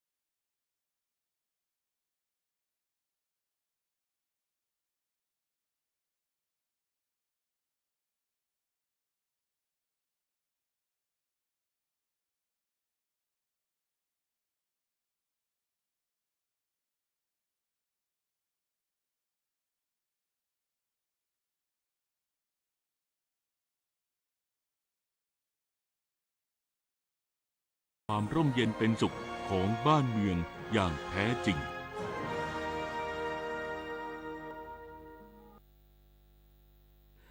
นายกรัฐมนตรีระบุยังไม่มีนโยบายการเปิดด่านชายแดนไทยกัมพูชาเนื่องจากต้องมีกระบวนการที่จะนำไปสู่การบรรลุข้อตกลงร่วมกันอีกหลายประเด็น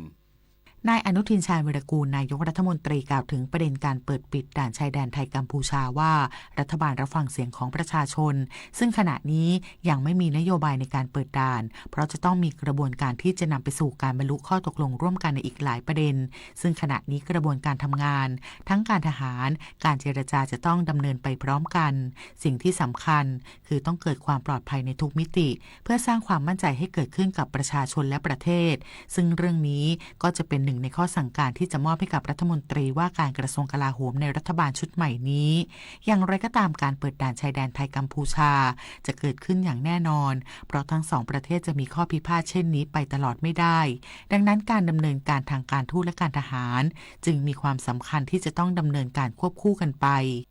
เรายังไม่เปิดหรอกครับเราฟังเสียงพี่น้องประชาชนอยู่แล้วนะครับว่าเปิดด่านเนี่ยกว่าจะไปถึงวันเปิดด่านเนี่ยนะครับมันจะต้องมีการทำข้อตกลงต่างๆมากมายหนึ่งต้องปลอดภัยก่อนหมายความว่าความปลอดภัยของพี่น้องประชาชนความปลอดภัยของประเทศต้องไม่มีการยิงกันต้องไม่มีอาวุธมาจ่อกันผมก็ต้องให้แนวทางไปเช่นนี้เมื่อเราเข้าไปบริหารประเทศแล้วก็คือสิ่งที่เราจะมอบเป็นข้อสั่งการหรือนโยบายให้กับท่านรัฐมนตรีว่าการกระทรวงกลาโหมในรัฐบาลชุดใหม่ได้ไปดำเนินการเพราะฉะนั้นกว่าจะไปถึงจุดนั้นเนี่ยยังอีกไกลแต่เราก็ต้องถึงจุดนั้นเราจะทะเลาะกับเพื่อนบ้านของเราไปจนชั่วกาลประวัติศาสตร์มันก็คงเป็นไปไม่ได้เพราะฉะนั้นมันต้องใช้ทั้งศาสตร์ทั้งศิลป์ทั้งการทูตทั้งการทหารทั้งการผ่อนคลายต่างๆนานานะครับ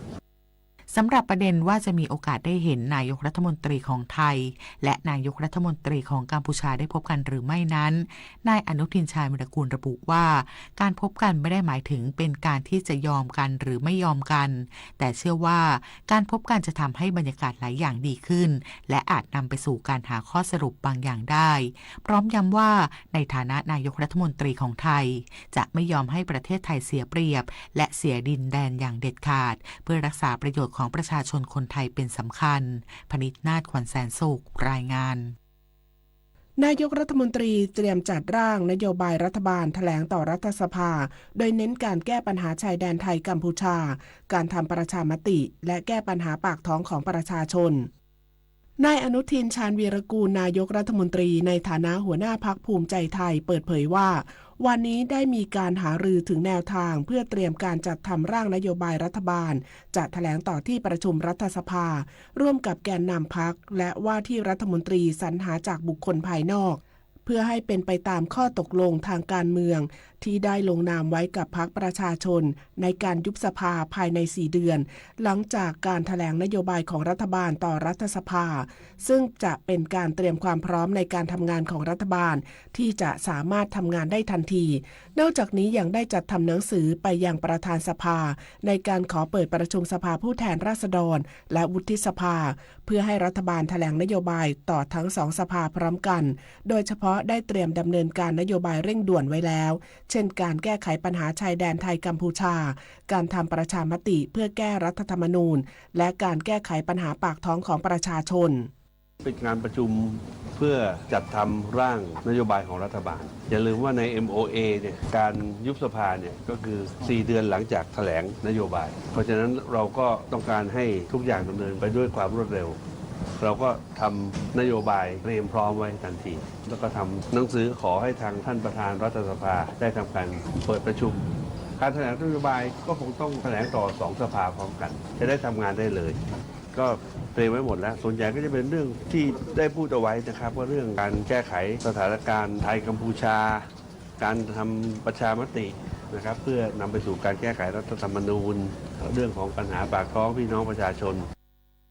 ที่ประชุมคณะอนุกรรมการอำนวยการด้านบริหารจัดการทรัพยากรน้ำให้คงการระบายน้ำจากเขื่อนเจ้าพระยาไว้ที่ไม่เกิน 2,000 ลูกบาศก์เมตรต่อวินาทีเพื่อลดผลกระทบต่อพื้นที่ท้ายเขื่อนนายสุรศรีกิติมณฑล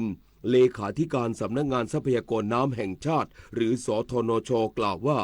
การคงการระบายน้ำจากเขื่อนเจ้าพระยาไว้ที่ไม่เกิน 2,000 ลูกบาศก์เมตรต่อวินาทีตามที่ประชุมคณะอนุกรรมการอำนวยการด้านบริหารจัดการทรัพยากรน้ำให้ดำเนินการเป็นการลดผลกระทบต่อพื้นที่ท้ายเขื่อนโดยเฉพาะจังหวัดพระนครศรีอยุธยาและอ่างทองนอกจากนี้จะขอความร่วมมือจากการไฟฟ้าฝ่ายผลิตแห่งประเทศไทยหรือกฟผ.ให้ลดการระบายน้ำจากเขื่อนภูมิพลและเขื่อนสิริกิติ์เพื่อให้สามารถตรึงระดับการระบายน้ำนี้ไว้ได้แม้ว่าขณะนี้เขื่อนสิริกิติ์มีปริมาณน้ำ87%ของความจุเขื่อนภูมิพลมี76%ของความจุเขื่อนรวมถึงเขื่อนป่าสักชลสิทธิ์มีปริมาณน้ำเพิ่มขึ้นอย่างต่อเนื่อง นอกจากนี้ที่ประชุมยังให้กรมชลประทานพิจารณาเพิ่มการผันน้ำเข้าสู่คลองชลประทานเร่งกำจัดสิ่งกีดขวางทางน้ำและติดตั้งเครื่องผลักดันน้ำโดยเฉพาะในลุ่มน้ำท่าจีนเพื่อช่วยเร่งการระบายน้ำออกสู่ทะเล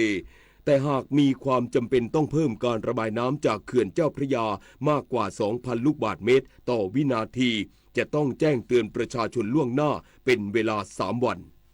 ในเบื้องต้นเนี่ยพยายามที่จะตึงไว้ที่ไม่เกิน 2,000 ลูกบาศก์เมตรต่อวินาทีโดยที่จะไปพิจารณาในเรื่องของการส่งน้ำไปทางด้านซ้ายขวามากขึ้นแล้วก็ในเรื่องของการส่งน้ำนอนคลองตรงนั้นให้มากขึ้นแล้วก็ในเรื่องของการเร่งระบายสิ่งกีดขวางทางน้ำการระบายน้ำเข้าทุ่งเนี่ยเป็นเครื่องมือลำดับสุดท้ายเลยเพราะว่าการที่ระบายน้ำทางตรงทางแนวดิ่งท้ายเขื่อนเจ้าพระยานี้ก็ถือว่าจะระบายลงสู่ทะเลได้เร็วที่สุดถ้าหากกรณีที่ยังมีปริมาณฝนตกมามากๆแล้วก็หรือกรณีที่มีพายุจรเข้ามาตรงนี้เนี่ยทุ่งเหล่านี้เนี่ยก็ถึงจะเป็นเครื่องมือในการที่จะผันน้ำเข้าไปในระดับหนึ่งบรรษัทประกันสินเชื่ออุตสาหกรรมขนาดย่อมออกมาตรการพักชำระค่าธรรมเนียมค่าจัดการค้ำประกันและค่างวดนานสูงสุด6 เดือนช่วยผู้ประกอบการที่ประสบอุทกภัยใน23จังหวัดนายสิทธิกรดิเรกสุนทรกรรมการและผู้จัดการทั่วไปบรรษัทประกันสินเชื่ออุตสาหกรรมขนาดย่อมหรือบสย.เปิดเผยว่าจากสถานการณ์ฝนตกหนักในขณะนี้ทำให้หลายพื้นที่ประสบอุทกภัยส่งผลกระทบต่อประชาชนและผู้ประกอบการ SME เป็นจำนวนมากโดยบสย.เร่งเดินหน้าช่วยเหลือผู้ประกอบการทั้งลูกค้าและลูกหนี้ให้สามารถไปต่อได้โดยออกมาตรการเร่งด่วนสำหรับผู้ประกอบการ SME ผู้ประสบอุทกภัยและมีสถานประกอบการตั้งอยู่ในพื้นที่ประสบอุทกภัยที่กรมป้องกันและบรรเทาสาธารณภัยประกาศประกอบด้วยมาตรการพักชำระค่าธรรมเนียมการค้ำประกันสินเชื่อและค่าจัดการค้ำประกันนาน6 เดือนสำหรับลูกค้าบสย.ที่ได้รับผลกระทบจากอุทกภัยในพื้นที่ครอบคลุม23จังหวัดโดยถึงกำหนดชำระค่าธรรมเนียมการค้ำประกันสินเชื่อและค่าจัดการค้ำประกันตั้งแต่วันที่4กันยายน2568ถึงวันที่30กันยายน2568และมาตรการพักชำระค่างวดนาน3 เดือนสำหรับลูกหนี้บสย.ที่ยังอยู่ระหว่างผ่อนชำระตามแผนการปรับโครงสร้างหนี้โดยได้รับผลกระทบจากอุทกภัยในพื้นที่ครอบคลุม23จังหวัดโดยระยะเวลารับคำขอพักชำระตั้งแต่วันที่4กันยายน2568ถึงวันที่31ตุลาคม2568พักชำระค่างวดที่ถึงกำหนดชำระเป็นระยะเวลาสูงสุด3 เดือนสอบถามข้อมูลเพิ่มเติมได้ที่สำนักงานเขตพื้นที่หรือบสย. call center โทร 028909999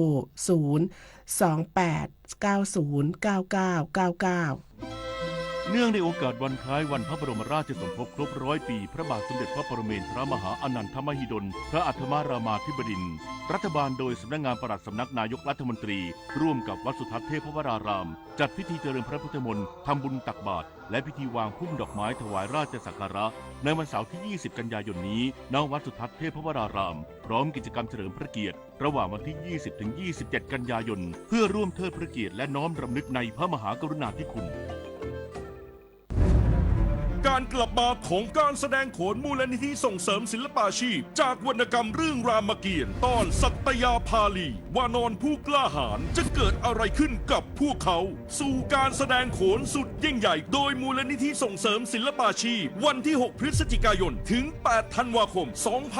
2568ณศูนย์วัฒนธรรมแห่งประเทศไทยเปิดให้จองบัตรได้แล้ววันนี้ที่ไทยทิกเก็ตเมเจอร์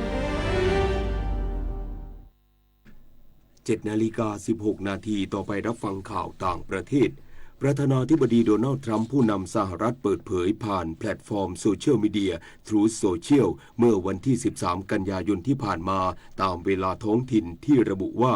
สหรัฐจะเริ่มดำเนินมาตรการคว่ำบาตรด้านพลังงานครั้งใหญ่กับรัสเซียหากบรรดาประเทศสมาชิกองค์การสนธิสัญญาแอตแลนติกเหนือหรือนาโตยุติการซื้อน้ำมันจากรัสเซียเพื่อเป็นการกดดันให้รัสเซียยุติการทำสงครามในยูเครนผู้นำสหรัฐยังเรียกร้องให้บรรดาประเทศสมาชิกนาโต้ร่วมกันปรับขึ้นภาษีนำเข้าสินค้าจากจีนในอัตรา50%ถึง100%โดยให้เหตุผลว่า การดำเนินมาตรการดังกล่าวจะทำให้อิทธิพลทางเศรษฐกิจของจีนที่มีต่อรัสเซียอ่อนแอลงนายกรัฐมนตรีเบนจามิน เนทันยาฮูของอิสราเอลเปิดเผยผ่านเครือข่ายสื่อสังคมออนไลน์ X เมื่อวันนี้ตามเวลาท้องถิ่นที่อ้างว่าการที่กองทัพอิสราเอลปฏิบัติการลอบสังหารบรรดาผู้นำกลุ่มฮามาสที่อยู่ในกาตาร์เมื่อวันที่ 9 กันยายนที่ผ่านมาจะช่วยขจัดอุปสรรคสำคัญในการช่วยเหลือตัวประกันทั้งหมดที่ถูกกลุ่มติดอาวุธฮามาสจับตัวไว้ตั้งแต่วันที่ 7 ตุลาคม ปี 2566 และนำไปสู่การยุติสงครามในฉนวนกาซานายกรัฐมนตรีอิสราเอลยังกล่าวว่าผู้นำกลุ่มฮามาสไม่สนใจความเป็นอยู่ของพลเรือนชาวปาเลสไตน์ในฉนวนกาซาและต้องการที่จะทำให้ความขัดแย้งในฉนวนกาซายืดเยื้อออกไปสำนักข่าวรอยเตอร์รายงานว่าสำนักงานตำรวจนครบาลของกรุงลอนดอนของอังกฤษส่งเจ้าหน้าที่ตำรวจราว 1,000 นายเพื่อรับมือกับการชุมนุมประท้วงของกลุ่มผู้มีอุดมการณ์ทางการเมืองฝ่ายขวาจัดกับกลุ่มผู้ต่อต้านผู้อพยพและกลุ่มผู้ต่อต้านการเหยียดเชื้อชาติซึ่งจัดขึ้นในกรุงลอนดอนเมื่อวันที่ 13 กันยายนที่ผ่านมาตามเวลาท้องถิ่นขณะที่ในการชุมนุมประท้วงดังกล่าวกลุ่มผู้ประท้วงฝ่ายขวาจัดต่างได้ร่วมกันแสดงความไว้อาลัยให้แก่นายชาลีเคิร์กวัย 31 ปีนักเคลื่อนไหวทางการเมืองสายอนุรักษ์นิยมชื่อดังชาวอเมริกันที่เสียชีวิตจากการถูกคนร้ายลอบสังหารที่มหาวิทยาลัยยูทาห์แวลลีย์ในรัฐยูทาห์ของสหรัฐอเมริกาเมื่อวันที่ 10 กันยายนที่ผ่านมาต่อไปรับฟังข่าวกีฬาค่ะศึกกรีฑาชิงแชมป์โลก 2025 ที่สนามกีฬาแห่งชาติญี่ปุ่นกรุงโตเกียวประเทศญี่ปุ่นบิล ภูริพล บุญสอนนมกรดดาวรุ่งทีมชาติไทยลงแข่งขันวิ่ง 100 เมตรชายรอบคัดเลือกในฮีทที่ 4 ทำผลงานได้อันดับ 4 ด้วยเวลา 10.15 วินาทีพลาดโอกาสเข้าสู่รอบรองชนะเลิศไปอย่างน่าเสียดายด้านขว้างจักรหญิงสุบรรณรัตน์อินแสงนักขว้างจักรสาวไทยวัย 31 ปีจากสุราษฎร์ธานีเจ้าของเหรียญทองกีฬาซีเกม 7 สมัยติดต่อกันลงแข่งรอบคัดเลือกขว้างได้สถิติ 58.01 เมตรอยู่อันดับ 27 ไม่เพียงพอในการผ่านเข้าสู่รอบชิงชนะเลิศกอล์ฟเอเชียนทัวร์รายการที่ 10 ชินฮานดงแฮโอเพ่นที่สนามแจ็คนิคครอสกอล์ฟคลับในเมืองอินชอนประเทศเกาหลีใต้หลังจบรอบ 3 ดันไทยบุญมาและสาริศ สุวรรณรัตน์หวยคนละ 6 อันเดอร์พาร์ 66 ขยับขึ้นมารั้งอันดับ 3 ร่วมด้วยสกอร์รวม 12 อันเดอร์พาร์ 204 ตามหลังคาซุกิ ฮิดะอดีตแชมป์เมื่อปี 2022 จากญี่ปุ่น 2 สโตรกนักวอลเลย์บอลหญิงทีมชาติไทย 5 คนที่เดินทางไปเล่นลีกอาชีพในประเทศเนปาลต้องเผชิญกับสถานการณ์ความวุ่นวายจากการประท้วงในประเทศเนปาลโดยอภิญญาปฏิบัติทองและกาญจนาศรีใสแก้วสังกัดสโมสรกัดปันดุสไปเกอร์และอีก 3 นักตบสาวดารินปิ่นสุวรรณพัชราทิพย์แสนตระกูลและวรัญญาศรีละอองที่ไปเล่นให้กับสโมสรนฤทธิ์บูระควีนต้องหนีออกจากที่พักท่ามกลางบรรยากาศตึงเครียดล่าสุดมีรายงานยืนยันว่านักวอลเลย์บอลหญิงไทยทั้ง 5 คนสามารถเดินทางกลับประเทศไทยได้อย่างปลอดภัยแล้วสนุกเกอร์เก็บคะแนนสะสมอาชีพโลกรายการอิงริชโอเพ่น 2025 ที่เบรนท์วูดเซ็นเตอร์เมืองเบรนท์วูดประเทศอังกฤษในรอบคัดเลือกรอบแรก128 คนมิงสระบุรีณัชรัตน์วงศ์หาฤทัยเอาชนะร็อบบี้แม็กกีแกนจากไอร์แลนด์เหนือมืออันดับ 85 ของโลก 4-2 เฟรมณชรัตน์ผ่านเข้ารอบคัดเลือกรอบที่ 2 หรือรอบ 96 คนไปพบกับไมเคิลโฮลมืออันดับ 66 ของโลกจากอังกฤษแข่งขันในวันนี้เวลา 22 นาฬิกาก้องสมเกียรติจันทราเจ้าของหมายเลข 35 สังกัดอีเดมิสึฮอนด้า LCR เพิ่งหายจากอาการบาดเจ็บและเพิ่งทำผลงานจบอันดับ 16 ในศึกคาตาลันกลางปีล่าสุดพร้อมล่าแต้มในศึกรถจักรยานยนต์ชิงแชมป์โลก MotoGP 2025 สนาม 16 รายการซานมาริโนกลางปีที่มิซาโนเวิลด์เซอร์กิตมาโกซิมอนเซลลี่ประเทศอิตาลีโดยจะโดยความเร็วรอบชิงชนะเลิศในวันนี้เวลา 19 นาฬิกาพิจิตรกาญจนกุลรายงานต่อไปเป็นพยากรณ์อากาศ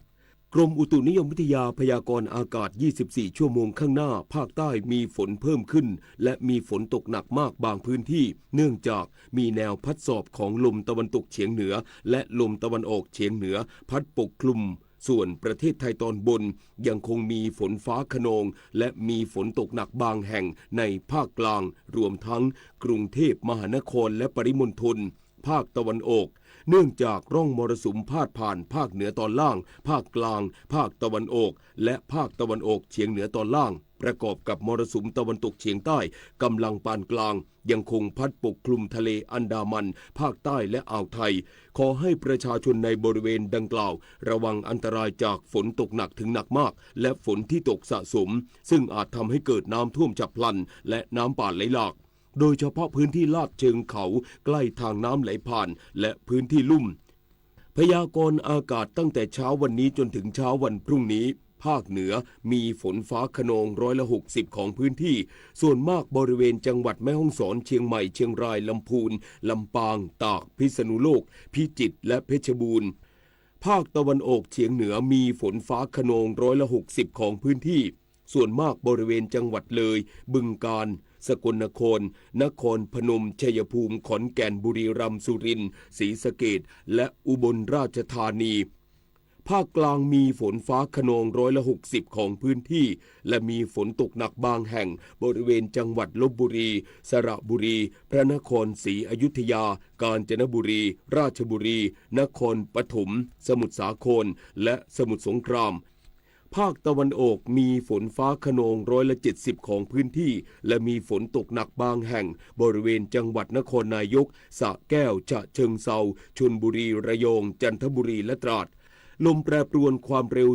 15-30 กิโลเมตรต่อชั่วโมงทะเลมีคลื่นสูงประมาณ1เมตรบริเวณที่มีฝนฟ้าคะนองคลื่นสูงมากกว่า2เมตรภาคใต้ฝั่งตะวันออกมีฝนฟ้าคะนอง70%ของพื้นที่และมีฝนตกหนักถึงหนักมากบางแห่งบริเวณจังหวัดชุมพรสุราษฎร์ธานีนครศรีธรรมราชพัทลุงสงขลาปัตตานียะลาและนราธิวาสลมตะวันตกเฉียงใต้ความเร็ว 15-30 กิโลเมตรต่อชั่วโมงทะเลมีคลื่นสูงประมาณ1เมตรบริเวณที่มีฝนฟ้าคะนองคลื่นสูงมากกว่า2เมตรภาคใต้ฝั่งตะวันตกมีฝนฟ้าคะนอง70%ของพื้นที่และมีฝนตกหนักบางแห่งบริเวณจังหวัดพังงากระบี่ตรังและสตูลตั้งแต่จังหวัดภูเก็ตขึ้นมาลมตะวันตกเฉียงใต้ความเร็ว 15-35 กิโลเมตรต่อชั่วโมงทะเลมีคลื่นสูง 1-2 เมตรบริเวณที่มีฝนฟ้าคะนองคลื่นสูงมากกว่า2เมตรตั้งแต่จังหวัดกระบี่ลงไปลมตะวันตกเฉียงใต้ความเร็ว 15-30 กิโลเมตรต่อชั่วโมงทะเลมีคลื่นสูงประมาณ1เมตรบริเวณที่มีฝนฟ้าคะนองคลื่นสูงมากกว่า2เมตรกรุงเทพมหานครและปริมณฑลมีฝนฟ้าคะนอง70%ของพื้นที่และมีฝนตกหนักบางแห่งอุณหภูมิสูงสุด 33-35 องศาเซลเซียสสภาวะระดับน้ำในแม่น้ำเจ้าพระยาที่หน้ากองบัญชาการกองทัพเรือคำนวณโดยกรมอุทกศาสตร์กองทัพเรือวันนี้น้ำขึ้นเต็มที่เวลา 12:03 นาทีสูงกว่าระดับทะเลปานกลาง1เมตร63เซนติเมตรและเวลา 21 นาฬิกาสูงกว่าระดับทะเลปานกลาง1เมตร86เซนติเมตรน้ำลงเต็มที่เวลา 5:37 นาทีสูงกว่าระดับทะเลปานกลาง26เซนติเมตรและเวลา 16:04 นาทีสูงกว่าระดับทะเลปานกลาง1เมตร23เซนติเมตรวันนี้ที่ประภาคารกาญจนาภิเษกแหลมพรหมเทพจังหวัดภูเก็ตดวงอาทิตย์ตกเวลา 18:27 นาทีกรุงเทพมหานครดวงอาทิตย์ตกเวลา 18:20 นาที1 นาทีกับกปท.ยางรถยนต์เป็นส่วนที่สัมผัสกับพื้นถนนและรองรับน้ำหนักของรถทั้งหมดเจ้าของรถต้องหมั่นตรวจสอบให้อยู่ในสภาพที่สมบูรณ์การเติมลมยางต้องเติมในปริมาณที่กำหนดไว้ในสมุดคู่มือรถการเติมลมยางมากไปจะทำให้ยางตึงเกินไปและอาจจะระเบิดได้แต่หากเติมน้อยไปอาจทำให้ส่วนหน้าของยางเสียดสีกับพื้นถนนทำให้เกิดความร้อนสูงและระเบิดได้เช่นกันดังนั้นจึงควรเติมลมยางอย่างน้อยสัปดาห์ละ1 ครั้งและเมื่อขับรถระยะไกลควรจอดพักรถเป็นระยะเพื่อให้เครื่องยนต์และยางมีโอกาสพักนอกจากนี้ควรมีการสลับยางตามระยะทางที่กำหนดในคู่มือรถแต่ละประเภทและหากสังเกตว่ายางเกิดการสึกหรอเร็วแสดงว่าเกิดความผิดปกติกับศูนย์ล้อควรให้ช่างที่ชำนาญตรวจเช็คและตั้งศูนย์ล้อเป็นประจำทุกๆ6 เดือนหรือภายหลังจากการทำการซ่อมช่วงล่างทุกครั้งเพื่อยืดอายุการใช้งานของยางและเพื่อความปลอดภัยของผู้ขับขี่ค่ะด้วยความปรารถนาดีจากกรมประชาสัมพันธ์และกองทุนเพื่อความปลอดภัยในการใช้รถใช้ถนนกรมการขนส่งทางบกกระทรวงคมนาคม รู้รักภาษาไทยโดยความร่วมมือของสำนักงานราชบัณฑิตยสภาและกรมประชาสัมพันธ์วันนี้เสนอคำว่าสัมมโนประชากรตอนที่ 3 การสำรวจสัมมโนครัวครั้งแรกมีขึ้นในปีพุทธศักราช 2448 แต่ทำได้เพียง 12 มณฑลเท่านั้นสัมมโนประชากรที่ครอบคลุมครบทั้ง 17 มณฑลทั่วราชอาณาจักรไทยครั้งแรกเริ่มทำในพุทธศักราช 2452 แล้วเสร็จในปีพุทธศักราช 2453 นับจำนวนประชากรได้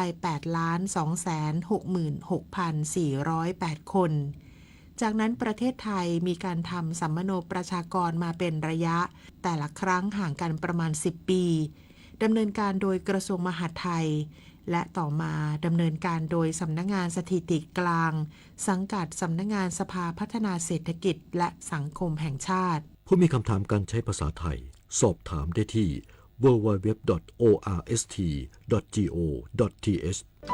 สาระนานากับสารานุกรมไทยวันนี้เสนอตอนตาลปัดและพัดยศตอนที่ 2กล่าวได้ว่าตาลปัดและพัดยศมีวิวัฒนาการมาจากพัดใบตาลส่วนประเพณีปฏิบัติที่พระสงฆ์ถือตาลปัดในการสวดแสดงธรรมและการถวายพัดยศเป็นเครื่องประกอบสมณศักดิ์นั้นมีหลักฐานที่เชื่อได้ว่ามีมานานแล้วโดยไทยรับมาจากลังกาเมื่อครั้งที่พระพุทธศาสนา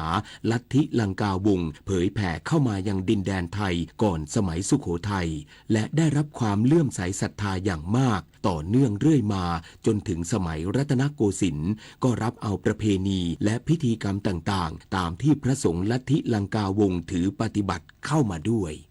ติดตามเพิ่มเติมและฟังย้อนหลังได้ที่ Facebook, YouTube, Line และ Instagram @ สารานุกรมไทยและ www.saranukromthai.or.th สำหรับช่วงที่ 2 ติดตามรับฟังการสัมภาษณ์นายวิเชษฐ์วิชัยรัตน์กรรมการกองทุนสนับสนุนการสร้างเสริมสุขภาพหรือสสส.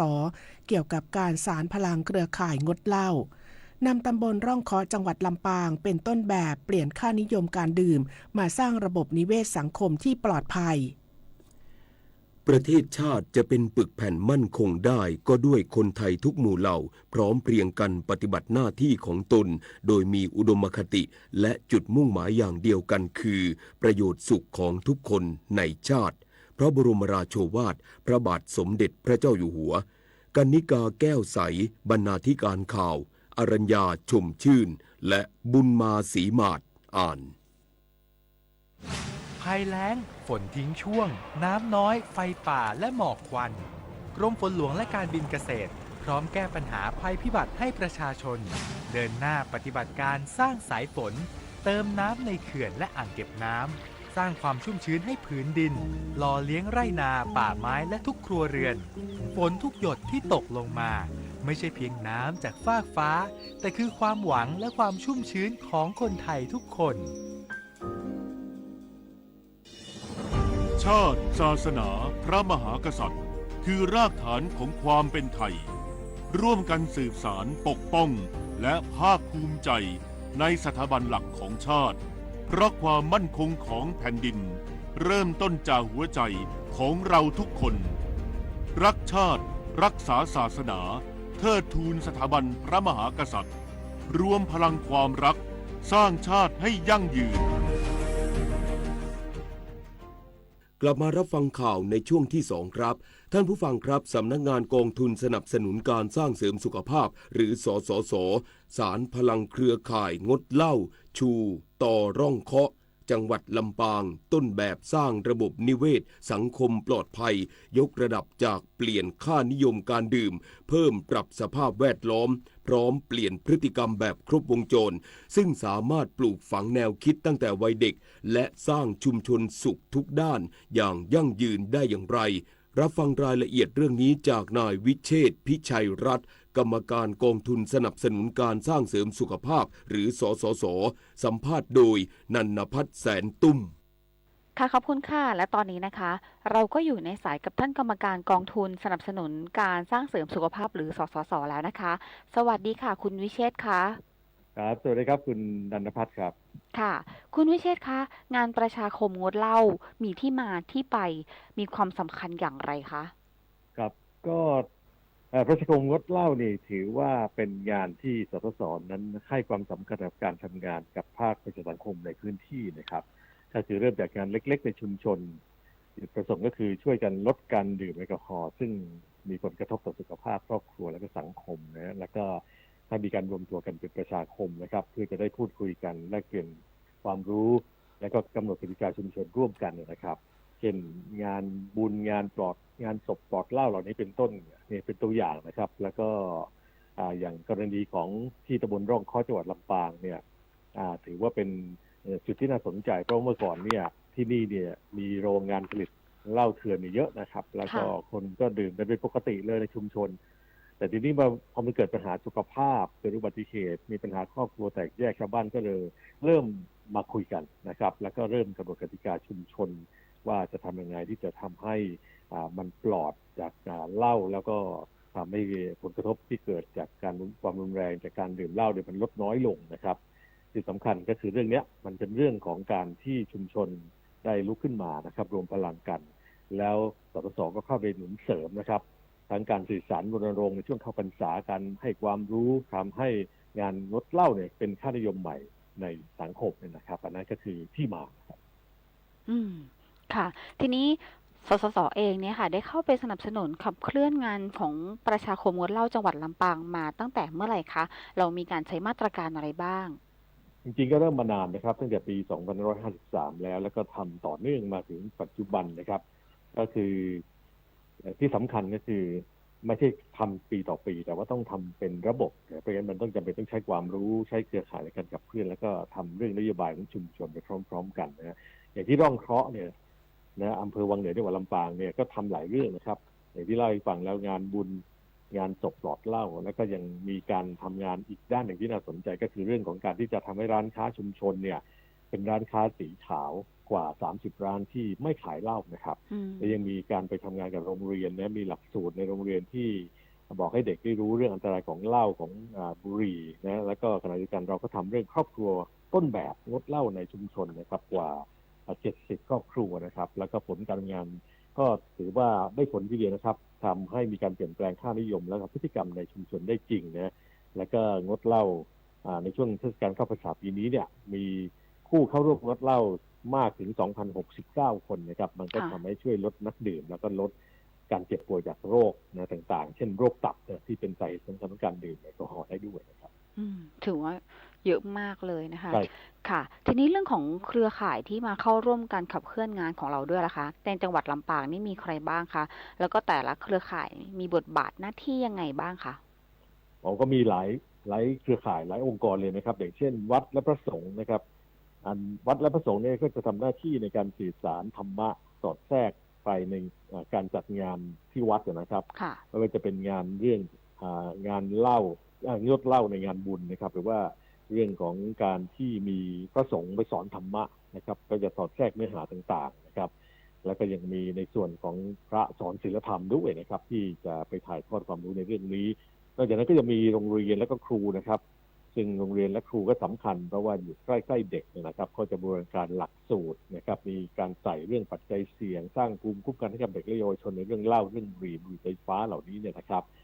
ยังมีกลไกสำคัญคืออำเภอครับมีวันก่อนผมก็เจอท่านอำเภอวังเหนือท่านเป็นคนจังหวัดลำปางนะครับท่านก็พูดชัดเจนนะครับว่าใช้กลไกคณะกรรมการพัฒนาคุณภาพชีวิตระดับอำเภอหรือคชอเนี่ยครับเคลื่อนเชิงนโยบาย5เขาเรียกว่า5ให้นะครับก็คือ1ให้แบบอย่างนะครับคือผู้นำทุกระดับเนี่ยนะครับก็เข้าร่วมงดเหล้าเข้าพรรษาเป็นแบบอย่างอันที่2คือให้ธรรมะก็ร่วมกับพระสงฆ์นักเทศน์ทั้งหลายนะครับเทศเรื่องของภัยแอลกอฮอล์ในงานบุญนะแล้วก็ให้ความรู้ด้านสุขภาพนะครับก็หน่วยงานต่างๆที่เกี่ยวข้องก็ลงพื้นที่ด้วยนะครับเพื่อให้ความรู้แล้วก็ให้กำลังใจก็คือใช้เด็กและเยาวชนเป็นพลังบอกพ่อแม่ให้เลือกเหล้าและสุดท้ายก็คือให้ความปลอดภัยนะครับโดยมีตำรวจเข้ามาเกี่ยวข้องด้วยนะครับหรืออย่างผู้นำนะอย่างอบต.ผู้นำท้องถิ่นเนี่ยก็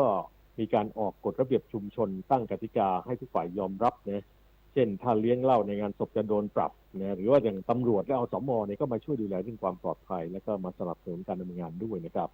แล้วก็แน่นอนก็ชาวบ้านและแกนนำชุมชนก็มีบทบาทสำคัญนะครับเพราะว่า อยู่ใกล้ชิดกับชาวบ้านนะครับก็จะมีส่วนช่วยในการเปลี่ยนแปลงด้วยมันก็สะท้อนนะครับว่าจริงแล้วเนี่ยทุกฝ่ายในชุมชนนั้นมีหน้าที่ที่จะต้องช่วยกันนะครับ ค่ะสำหรับตำบลร่องค้อจังหวัดลำปางที่ได้รับการยกย่องให้เป็นพื้นที่ต้นแบบที่พิสูจน์พลังชุมชนในการสร้างระบบนิเวศสังคมที่เข้มแข็งแล้วก็ต่อเนื่องเนี่ยค่ะที่สามารถเปลี่ยนค่านิยมและพฤติกรรมการดื่มได้จริงตำบลร่องค้อเนี่ยใช้มาตรการหรือเครื่องมืออะไรในการขับเคลื่อนงานคะแล้วผลที่ได้เนี่ยเป็นยังไงบ้างคะก็อย่างที่เล่าให้ฟังนะครับว่าร่องค้อนั้นเป็นพื้นที่ต้นแบบเนี่ยที่โดดเด่นมากให้ทำมานานเพราะฉะนั้นมาตรการต่างๆที่เขาทำไม่ว่าจะเป็นงานศพงานบุญปลอดเหล้านะฮะหรือการดูสภาพแวดล้อมในชุมชนนะครับอย่างเช่นเรื่องร้านค้าสีขาวเลือกขายเหล้าเด็ดขาดนะครับโดยเฉพาะช่วงงดเหล้าเข้าพรรษามีการบูรณาการนะครับเรื่องของเหล้าเรื่องของปัจจัยเสี่ยงเช่นเรื่องของอุบัติเหตุเรื่องของบุหรี่ไฟฟ้าเข้าไปในโรงเรียนมีการสร้างครอบครัวต้นแบบนะครับเพื่อเป็นตัวอย่างในการที่จะให้พ่อแม่เนี่ยเลิกดื่มนะและขณะเดียวกันเนี่ยนะยังมีเรื่องของมาตรการในเชิงของออกกฎกติกาอย่างที่ว่าก็คือเรื่องของค่าปรับเนี่ยถ้าใครเลี้ยงเหล้าในงานศพที่ปรับ 2,000 นะครับก็เลยทำให้ทุกฝ่ายนี่เคารพกติกาแล้วก็แน่นอนนะครับเรื่องของความร่วมมือตรงนี้จะเป็นจุดสำคัญนะครับที่ทุกฝ่ายนั้นมาร่วมกันนะครับวันที่ผมไปร่วมงานวันนั้นก็ถือว่าเราได้เห็นนะครับว่า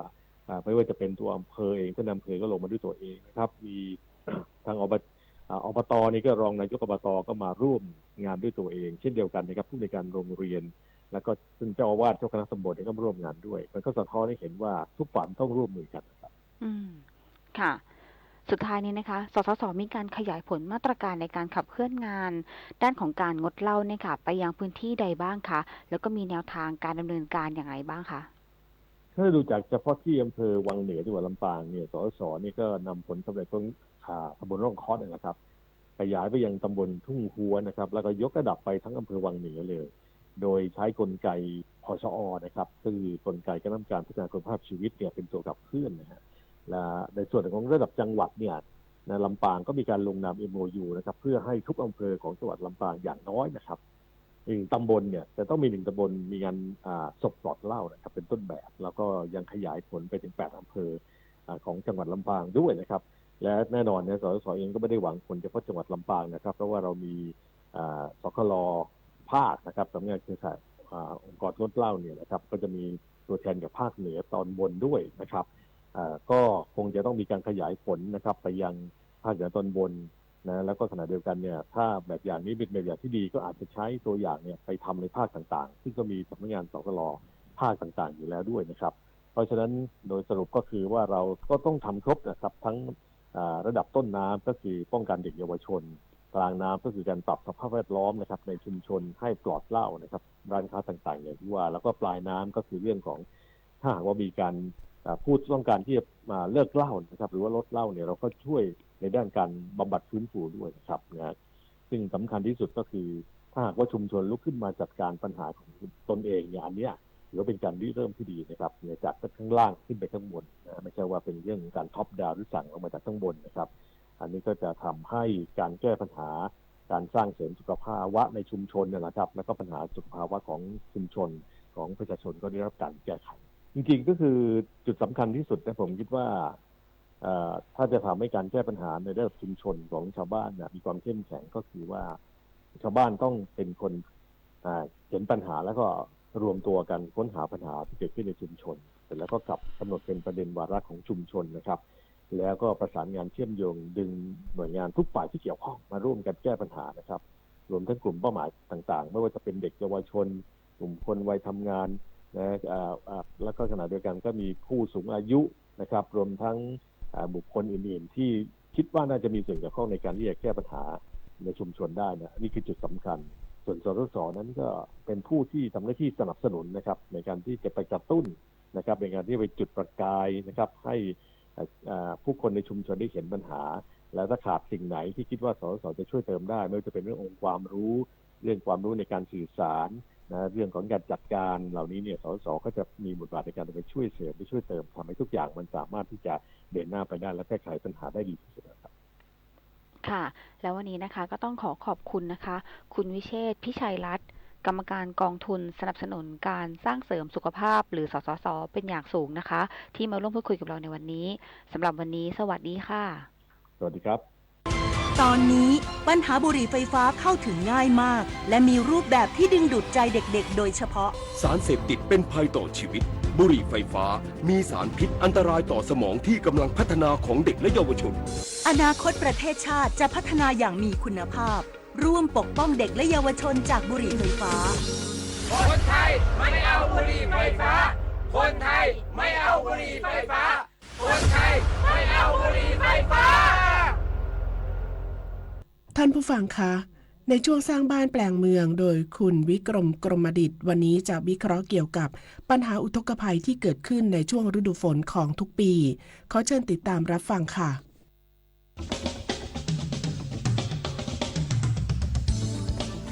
สร้างบ้านแปลงเมืองโดยวิกรมกรมดิษฐ์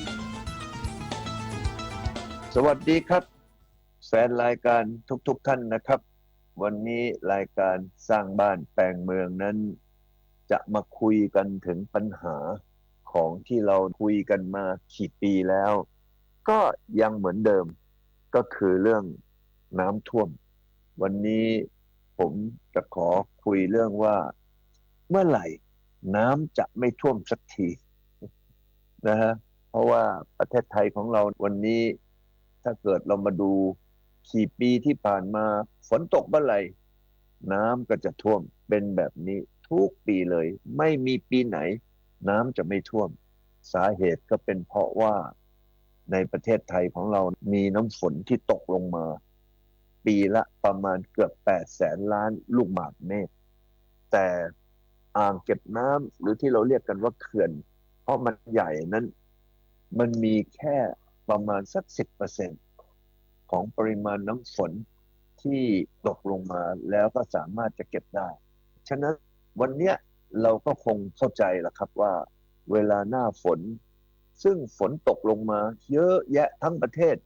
ที่เรามีพื้นที่ใหญ่ถึง 510,000 ตารางกิโลเมตร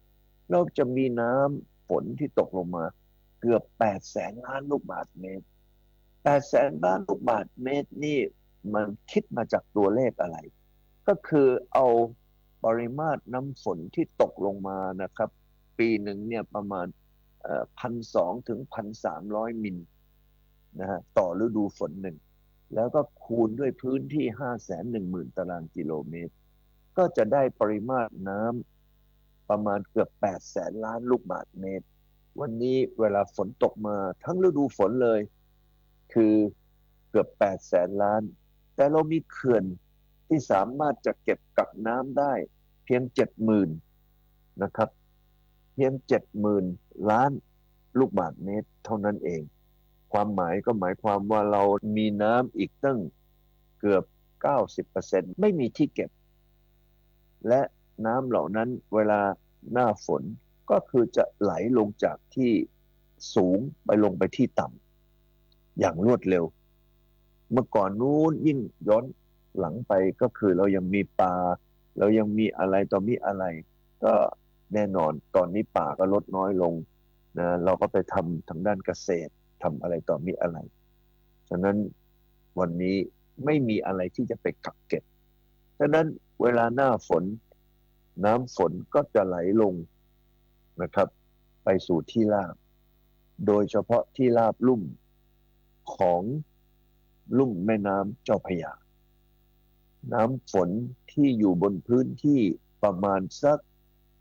200,000 ตารางกิโลเมตรตั้งแต่ภาคเหนือของเรานะลงมาภาคกลางลงมาที่กรุงเทพมันจะมารวมกันอยู่ที่แม่น้ำเจ้าพระยาและแม่น้ำเจ้าพระยาแต่ละปีก็จะมีความตื้นเขินจากพวกตะกอนต่างๆมากขึ้นตะกอนต่างๆก็มาจากเวลาที่ฝนตกแล้วชะพวกดินพวกโคลนพวกสารพัดอย่างนั้นลงไปที่ลุ่มลงไปตามคลองแล้วก็ไหลลงสู่แม่น้ำเจ้าพระยาแม่น้ำเจ้าพระยาของเรามีความสามารถรับน้ำได้วินาทีละ 2,500 ลูกบาศก์เมตรเมื่อใดก็แล้วแต่ที่น้ำลงมามากกว่าตรงนี้ที่ราบลุ่มเจ้าพระยาน้ำก็จะท่วมอย่างเช่นปีน้ำท่วมหนักปีนั้นน้ำที่ไหลผ่านแม่น้ำเจ้าพระยาก็คือวินาทีละ 4,500 ลูกบาศก์เมตรในขณะที่ แม่น้ำเจ้าพระยารับได้แค่ 2,500 ฉะนั้นไอ้ 2,000 นั้นก็เลยท่วมนี่แหละครับก็เลยกลายเป็นแบบนี้ทุกๆปีในขณะเดียวกันพอหน้าแล้งก็ไม่มีที่กักเก็บน้ำประชาชนจะปลูกผักจะปลูกพืชอะไรก็ไม่มีน้ำใช้ก็เรียกว่าหน้าฝนน้ำท่วมหน้าแล้งไม่มีน้ำจะใช้นั่นก็คือปัญหาของสังคมไทยในทุกวันนี้ครับเราคงต้องไปคุยกันต่อในอาทิตย์หน้าแล้วล่ะครับสวัสดีครับจังหวัดตรังขับเคลื่อนการบริหารจัดการขยะมูลฝอยมุ่งผลสู่การขับเคลื่อน Sustainable Development Goal หรือ SDG ติดตามได้จากรายงานค่ะจากข้อมูลปริมาณขยะมูลฝอยในพื้นที่จังหวัดตรังที่เพิ่มขึ้นอย่างต่อเนื่องด้วยความเปลี่ยนแปลงทางเศรษฐกิจและสังคมที่เติบโตอย่างรวดเร็วทำให้การบริหารจัดการขยะกลายเป็นหนึ่งความท้าทายที่สำคัญที่ต้องเผชิญนายธีรพันธ์สิริปากมานนท์ท้องถิ่นจังหวัดตรังเปิดเผยว่าจังหวัดตรังได้ขับเคลื่อนแผนปฏิบัติการจัดการขยะมูลฝอยชุมชนจังหวัดสะอาดมาตั้งแต่ปี 2560 จนถึงปัจจุบันดำเนินการผ่านจังหวัดอำเภอและองค์กรปกครองส่วนท้องถิ่นด้วยความร่วมมือจากทุกภาคส่วนภายใต้หลักการใช้น้อยใช้ซ้ำและนำกลับมาใช้ใหม่โดยแบ่งเป็น3ระยะดำเนินการได้แก่ต้นทางกลางทางและปลายทางในส่วนของการบริหารจัดการสิ่งแวดล้อมหรือเขาเรียกว่าจังหวัดสะอาดนี่ครับในส่วนขององค์กรท้องถิ่นนะครับได้ดำเนินการกันตลอดเลยมาเพราะว่ามันเป็นภารกิจหน้าที่ขององค์กรท้องถิ่นในการบริหารจัดการสิ่งแวดล้อมรวมถึงการบริหารจัดการขยะมูลฝอยรวมถึงด้านน้ำเสียต่างๆนะครับซึ่งเราดำเนินการในปี 2568 ก็ได้เพิ่มความเข้มข้นในเรื่องของ4มิตินะครับมิติแรกคือเรื่องของต้นทางกลางทางปลายทางแล้วก็เรื่องของการบริหารจัดการเรื่องของต้นทางปีนี้เราได้เพิ่มความเข้มข้นในเรื่องของการให้มีธนาคารขยะในชุมชนหมู่บ้านแล้วก็มีต้นแบบของอำเภอนะครับอำเภอ1แห่งแล้วก็มีโรงเรียนสังกัดเป็นธนาคารขยะในระดับโรงเรียนองค์กรท้องถิ่น14แห่งอันนี้ก็ได้บริหารจัดการไปเรียบร้อยแล้วการขับเคลื่อนธนาคารขยะด้วยความมุ่งมั่นในการพัฒนาสิ่งแวดล้อมอย่างต่อเนื่องด้วยการส่งเสริมให้องค์กรปกครองส่วนท้องถิ่นได้มีการจัดการขยะมูลฝอยโดยดำเนินการตามหลักการพัฒนาอย่างยั่งยืนด้วยการจัดให้มีระบบจัดการและกำจัดขยะมูลฝอยที่มีประสิทธิภาพสามารถนำไปใช้ให้เกิดประโยชน์ด้านอื่นๆนำมาสู่การจัดการขยะกลางทางของ100องค์กรปกครองส่วนท้องถิ่นในพื้นที่จังหวัดตรังที่ได้ดำเนินการจัดระบบการเก็บรวบรวมและขนส่งขยะมูลฝอยประเภทต่างๆเพื่อนำไปสู่การกำจัดต่อไป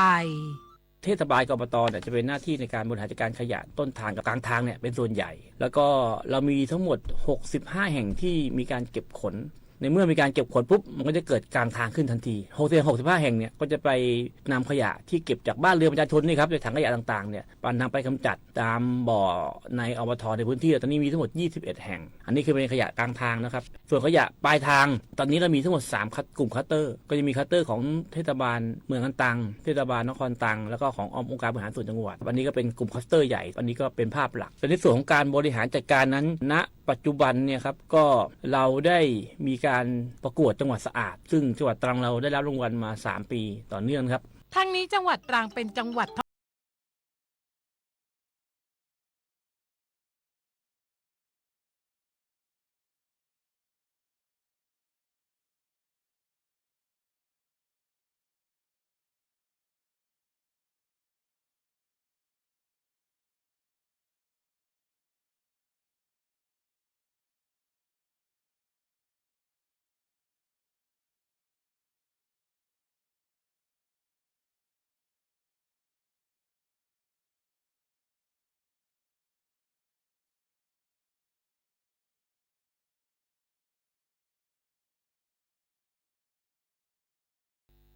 ปิดท้ายที่กระทรวงศึกษาธิการส่งเสริมการรู้หนังสือของคนไทยในยุคดิจิทัลอย่างรู้เท่าทันและครอบคลุมทุกช่วงวัยเพื่อสร้างความเท่าเทียมและยกระดับคุณภาพชีวิตติดตามรายละเอียดได้จากรายงานค่ะการรู้หนังสือถือเป็นสิทธิมนุษยชนขั้นพื้นฐานของทุกคนและเป็นรากฐานของการเรียนรู้ตลอดชีวิตสู่การพัฒนาที่ยั่งยืนและสันติภาพในสังคมรัฐบาลให้ความสำคัญในเรื่องนี้และผลักดันผ่านหน่วยงานต่างๆให้คนไทยทุกคนรู้หนังสือส่วนของกระทรวงศึกษาธิการได้ดำเนินการผ่านหน่วยงานในสังกัดมาอย่างต่อเนื่องพบว่าปีที่ผ่านมา คนไทยมีอัตราการรู้หนังสือเพิ่มขึ้นถึง98.83%และคนไทยใช้เวลาอ่านหนังสือเฉพาะรูปแบบกระดาษเฉลี่ย 51.37 นาทีต่อวันและใช้เวลาอ่านหนังสือผ่านสื่อออนไลน์เฉลี่ยถึง 152.10 นาทีต่อวันนายสุเทพแก่งสันเทียปลัดกระทรวงศึกษาธิการระบุว่าปัจจุบันพฤติกรรมการอ่านและการเรียนรู้ของคนไทยเปลี่ยนแปลงไปดังนั้นการรู้หนังสือในยุคปัจจุบันไม่ใช่เพียงแค่การอ่านออกเขียนได้ในความหมายแบบดั้งเดิมเท่านั้นแต่รวมถึงความสามารถในการเข้าถึงเข้าใจและใช้ข้อมูลรูปแบบต่างๆโดยเฉพาะผ่านสื่อดิจิทัลได้อย่างมีวิจารณญาณซึ่งเป็นทักษะจำเป็นของพลเมืองโลกในศตวรรษที่ 21 ที่ต้องได้รับการส่งเสริมอย่างจริงจังและทั่วถึงเมื่อก่อนเนี่ยเราเคยได้ยินคำพูดของคนไทยบอกว่าคนไทยเนี่ยไม่ค่อยอ่านหนังสือปีหนึ่งอ่านไม่เกิน8 บรรทัดแต่ว่าในข้อเท็จจริงนะปัจจุบันเนี่ยคนรู้หนังสือของไทยอยู่ที่ประมาณ98 กว่าเปอร์เซ็นต์แล้วนะ98 กว่าเพิ่มมากขึ้นเรื่อยๆแล้วแต่ว่าเมื่อมาดูสถิติการอ่านหนังสือคนอ่านหนังสือที่เป็นเปเปอร์ที่เป็นเล่มเนี่ยอยู่ที่ประมาณก็คือเกือบชั่วโมงต่อวันในขณะเดียวกันคนเนี่ยไปอ่านหนังสือที่เป็นเรื่องของออนไลน์ผ่านแพลตฟอร์มผ่านสื่อต่างๆที่เป็นสื่อออนไลน์เนี่ยอยู่ที่ประมาณวันละ152 นาทีต่อวันนั่นแสดงว่าคนสนใจในเรื่องของการเรียนรู้เพิ่มมากขึ้นเพียงแต่ว่าสื่อที่เอามาใช้ในเรื่องของการเรียนรู้เนี่ยจะเปลี่ยนจากในรูปของเปเปอร์มาเป็นในรูปของแพลตฟอร์มในเรื่องของสื่อออนไลน์เพิ่มมากขึ้นสำหรับการสร้างภูมิคุ้มกันให้คนไทยรู้เท่าทันสื่อในโลกดิจิทัลนั้นปลัดกระทรวงศึกษาธิการย้ำว่ากระทรวงศึกษาธิการได้ร่วมกับกระทรวงดิจิทัลเพื่อเศรษฐกิจและสังคมหรือ DE ให้ความรู้ให้คนไทยสามารถรับสื่อได้อย่างมีวิจารณญาณสำหรับกลุ่มนักเรียนจะตั้งคณะกรรมการในการวิเคราะห์ความเหมาะสมของช่วงวัยอายุของเด็กที่จะเข้าใช้งานสื่อดิจิทัลในระดับใดบ้างเพื่อไม่ให้เป็นการสกัดกั้นการเรียนรู้ตามธรรมชาติในเรื่องการคิดวิเคราะห์ต่อไปตอนนี้ในส่วนของกระทรวงดิจิทัลเองเขาก็มีกฎหมายขึ้นมาในเรื่องของการควบคุมในเรื่องของการใช้ดิจิทัลแล้วกระทรวงศึกษาธิการเองเนี่ยก็กำลังจะดำเนินการตั้งคณะกรรมการขึ้นมาเอามาวิเคราะห์ดูว่าในระดับชั้นไหนควรจะใช้ AI ใช้พวกสื่อดิจิทัลสื่อออนไลน์เนี่ยได้ระดับไหนแค่ไหนอย่างไรเพราะตอนนี้ทั่วโลกกำลังตื่นตัวในเรื่องนี้เพียงแต่ว่าเราต้องมากำหนดกรอบขอบเขตนะครับอย่างเช่นในเรื่องของการสืบค้นเนี่ยเราให้สืบค้นได้แค่ไหนเพราะไม่อย่างนั้นแล้วเด็กจะขาดในเรื่องของความคิดวิเคราะห์กระทรวงศึกษาธิการยังได้ให้ความสำคัญกับการส่งเสริมการรู้หนังสือสำหรับประชาชนกลุ่มเปราะบางและผู้พิการโดยได้บูรณาการเทคโนโลยีสารสนเทศเพื่อช่วยในการเรียนรู้ไม่ว่าจะเป็นอักษรเบรลล์อักษรวิ่งผ่านแพลตฟอร์มต่างๆเชื่อว่าการส่งเสริมการรู้หนังสือในยุคดิจิทัลจะเป็นการยกระดับการจัดการเรียนรู้ที่ยืดหยุ่นทันสมัยและเข้าถึงผู้เรียนในทุกกลุ่มอย่างเท่าเทียมแล้วจะนำไปสู่การยกระดับคุณภาพชีวิตของคนไทยทุกกลุ่มต่อไปในอนาคตชวนันท์ มาลีรายงานดินถล่มภัยพิบัติในช่วงหน้าฝนโดยเฉพาะพื้นที่เสี่ยงภัยมักส่งสัญญาณความผิดปกติทางธรรมชาติสังเกตพบสัญญาณจากฝนที่ตกหนักนานกว่า6ชั่วโมงระดับน้ำในแม่น้ำลำห้วยสูงขึ้นเร็วและดินอยู่ในสภาพชุ่มน้ำผิดปกติน้ำเปลี่ยนเป็นสีเดียวกับสีดินภูเขาได้ยินเสียงการไหลของโคลนให้รีบอพยพอยู่ห่างจากลำน้ำให้มากที่สุดและโทรขอความช่วยเหลือสายด่วนนิรภัย1784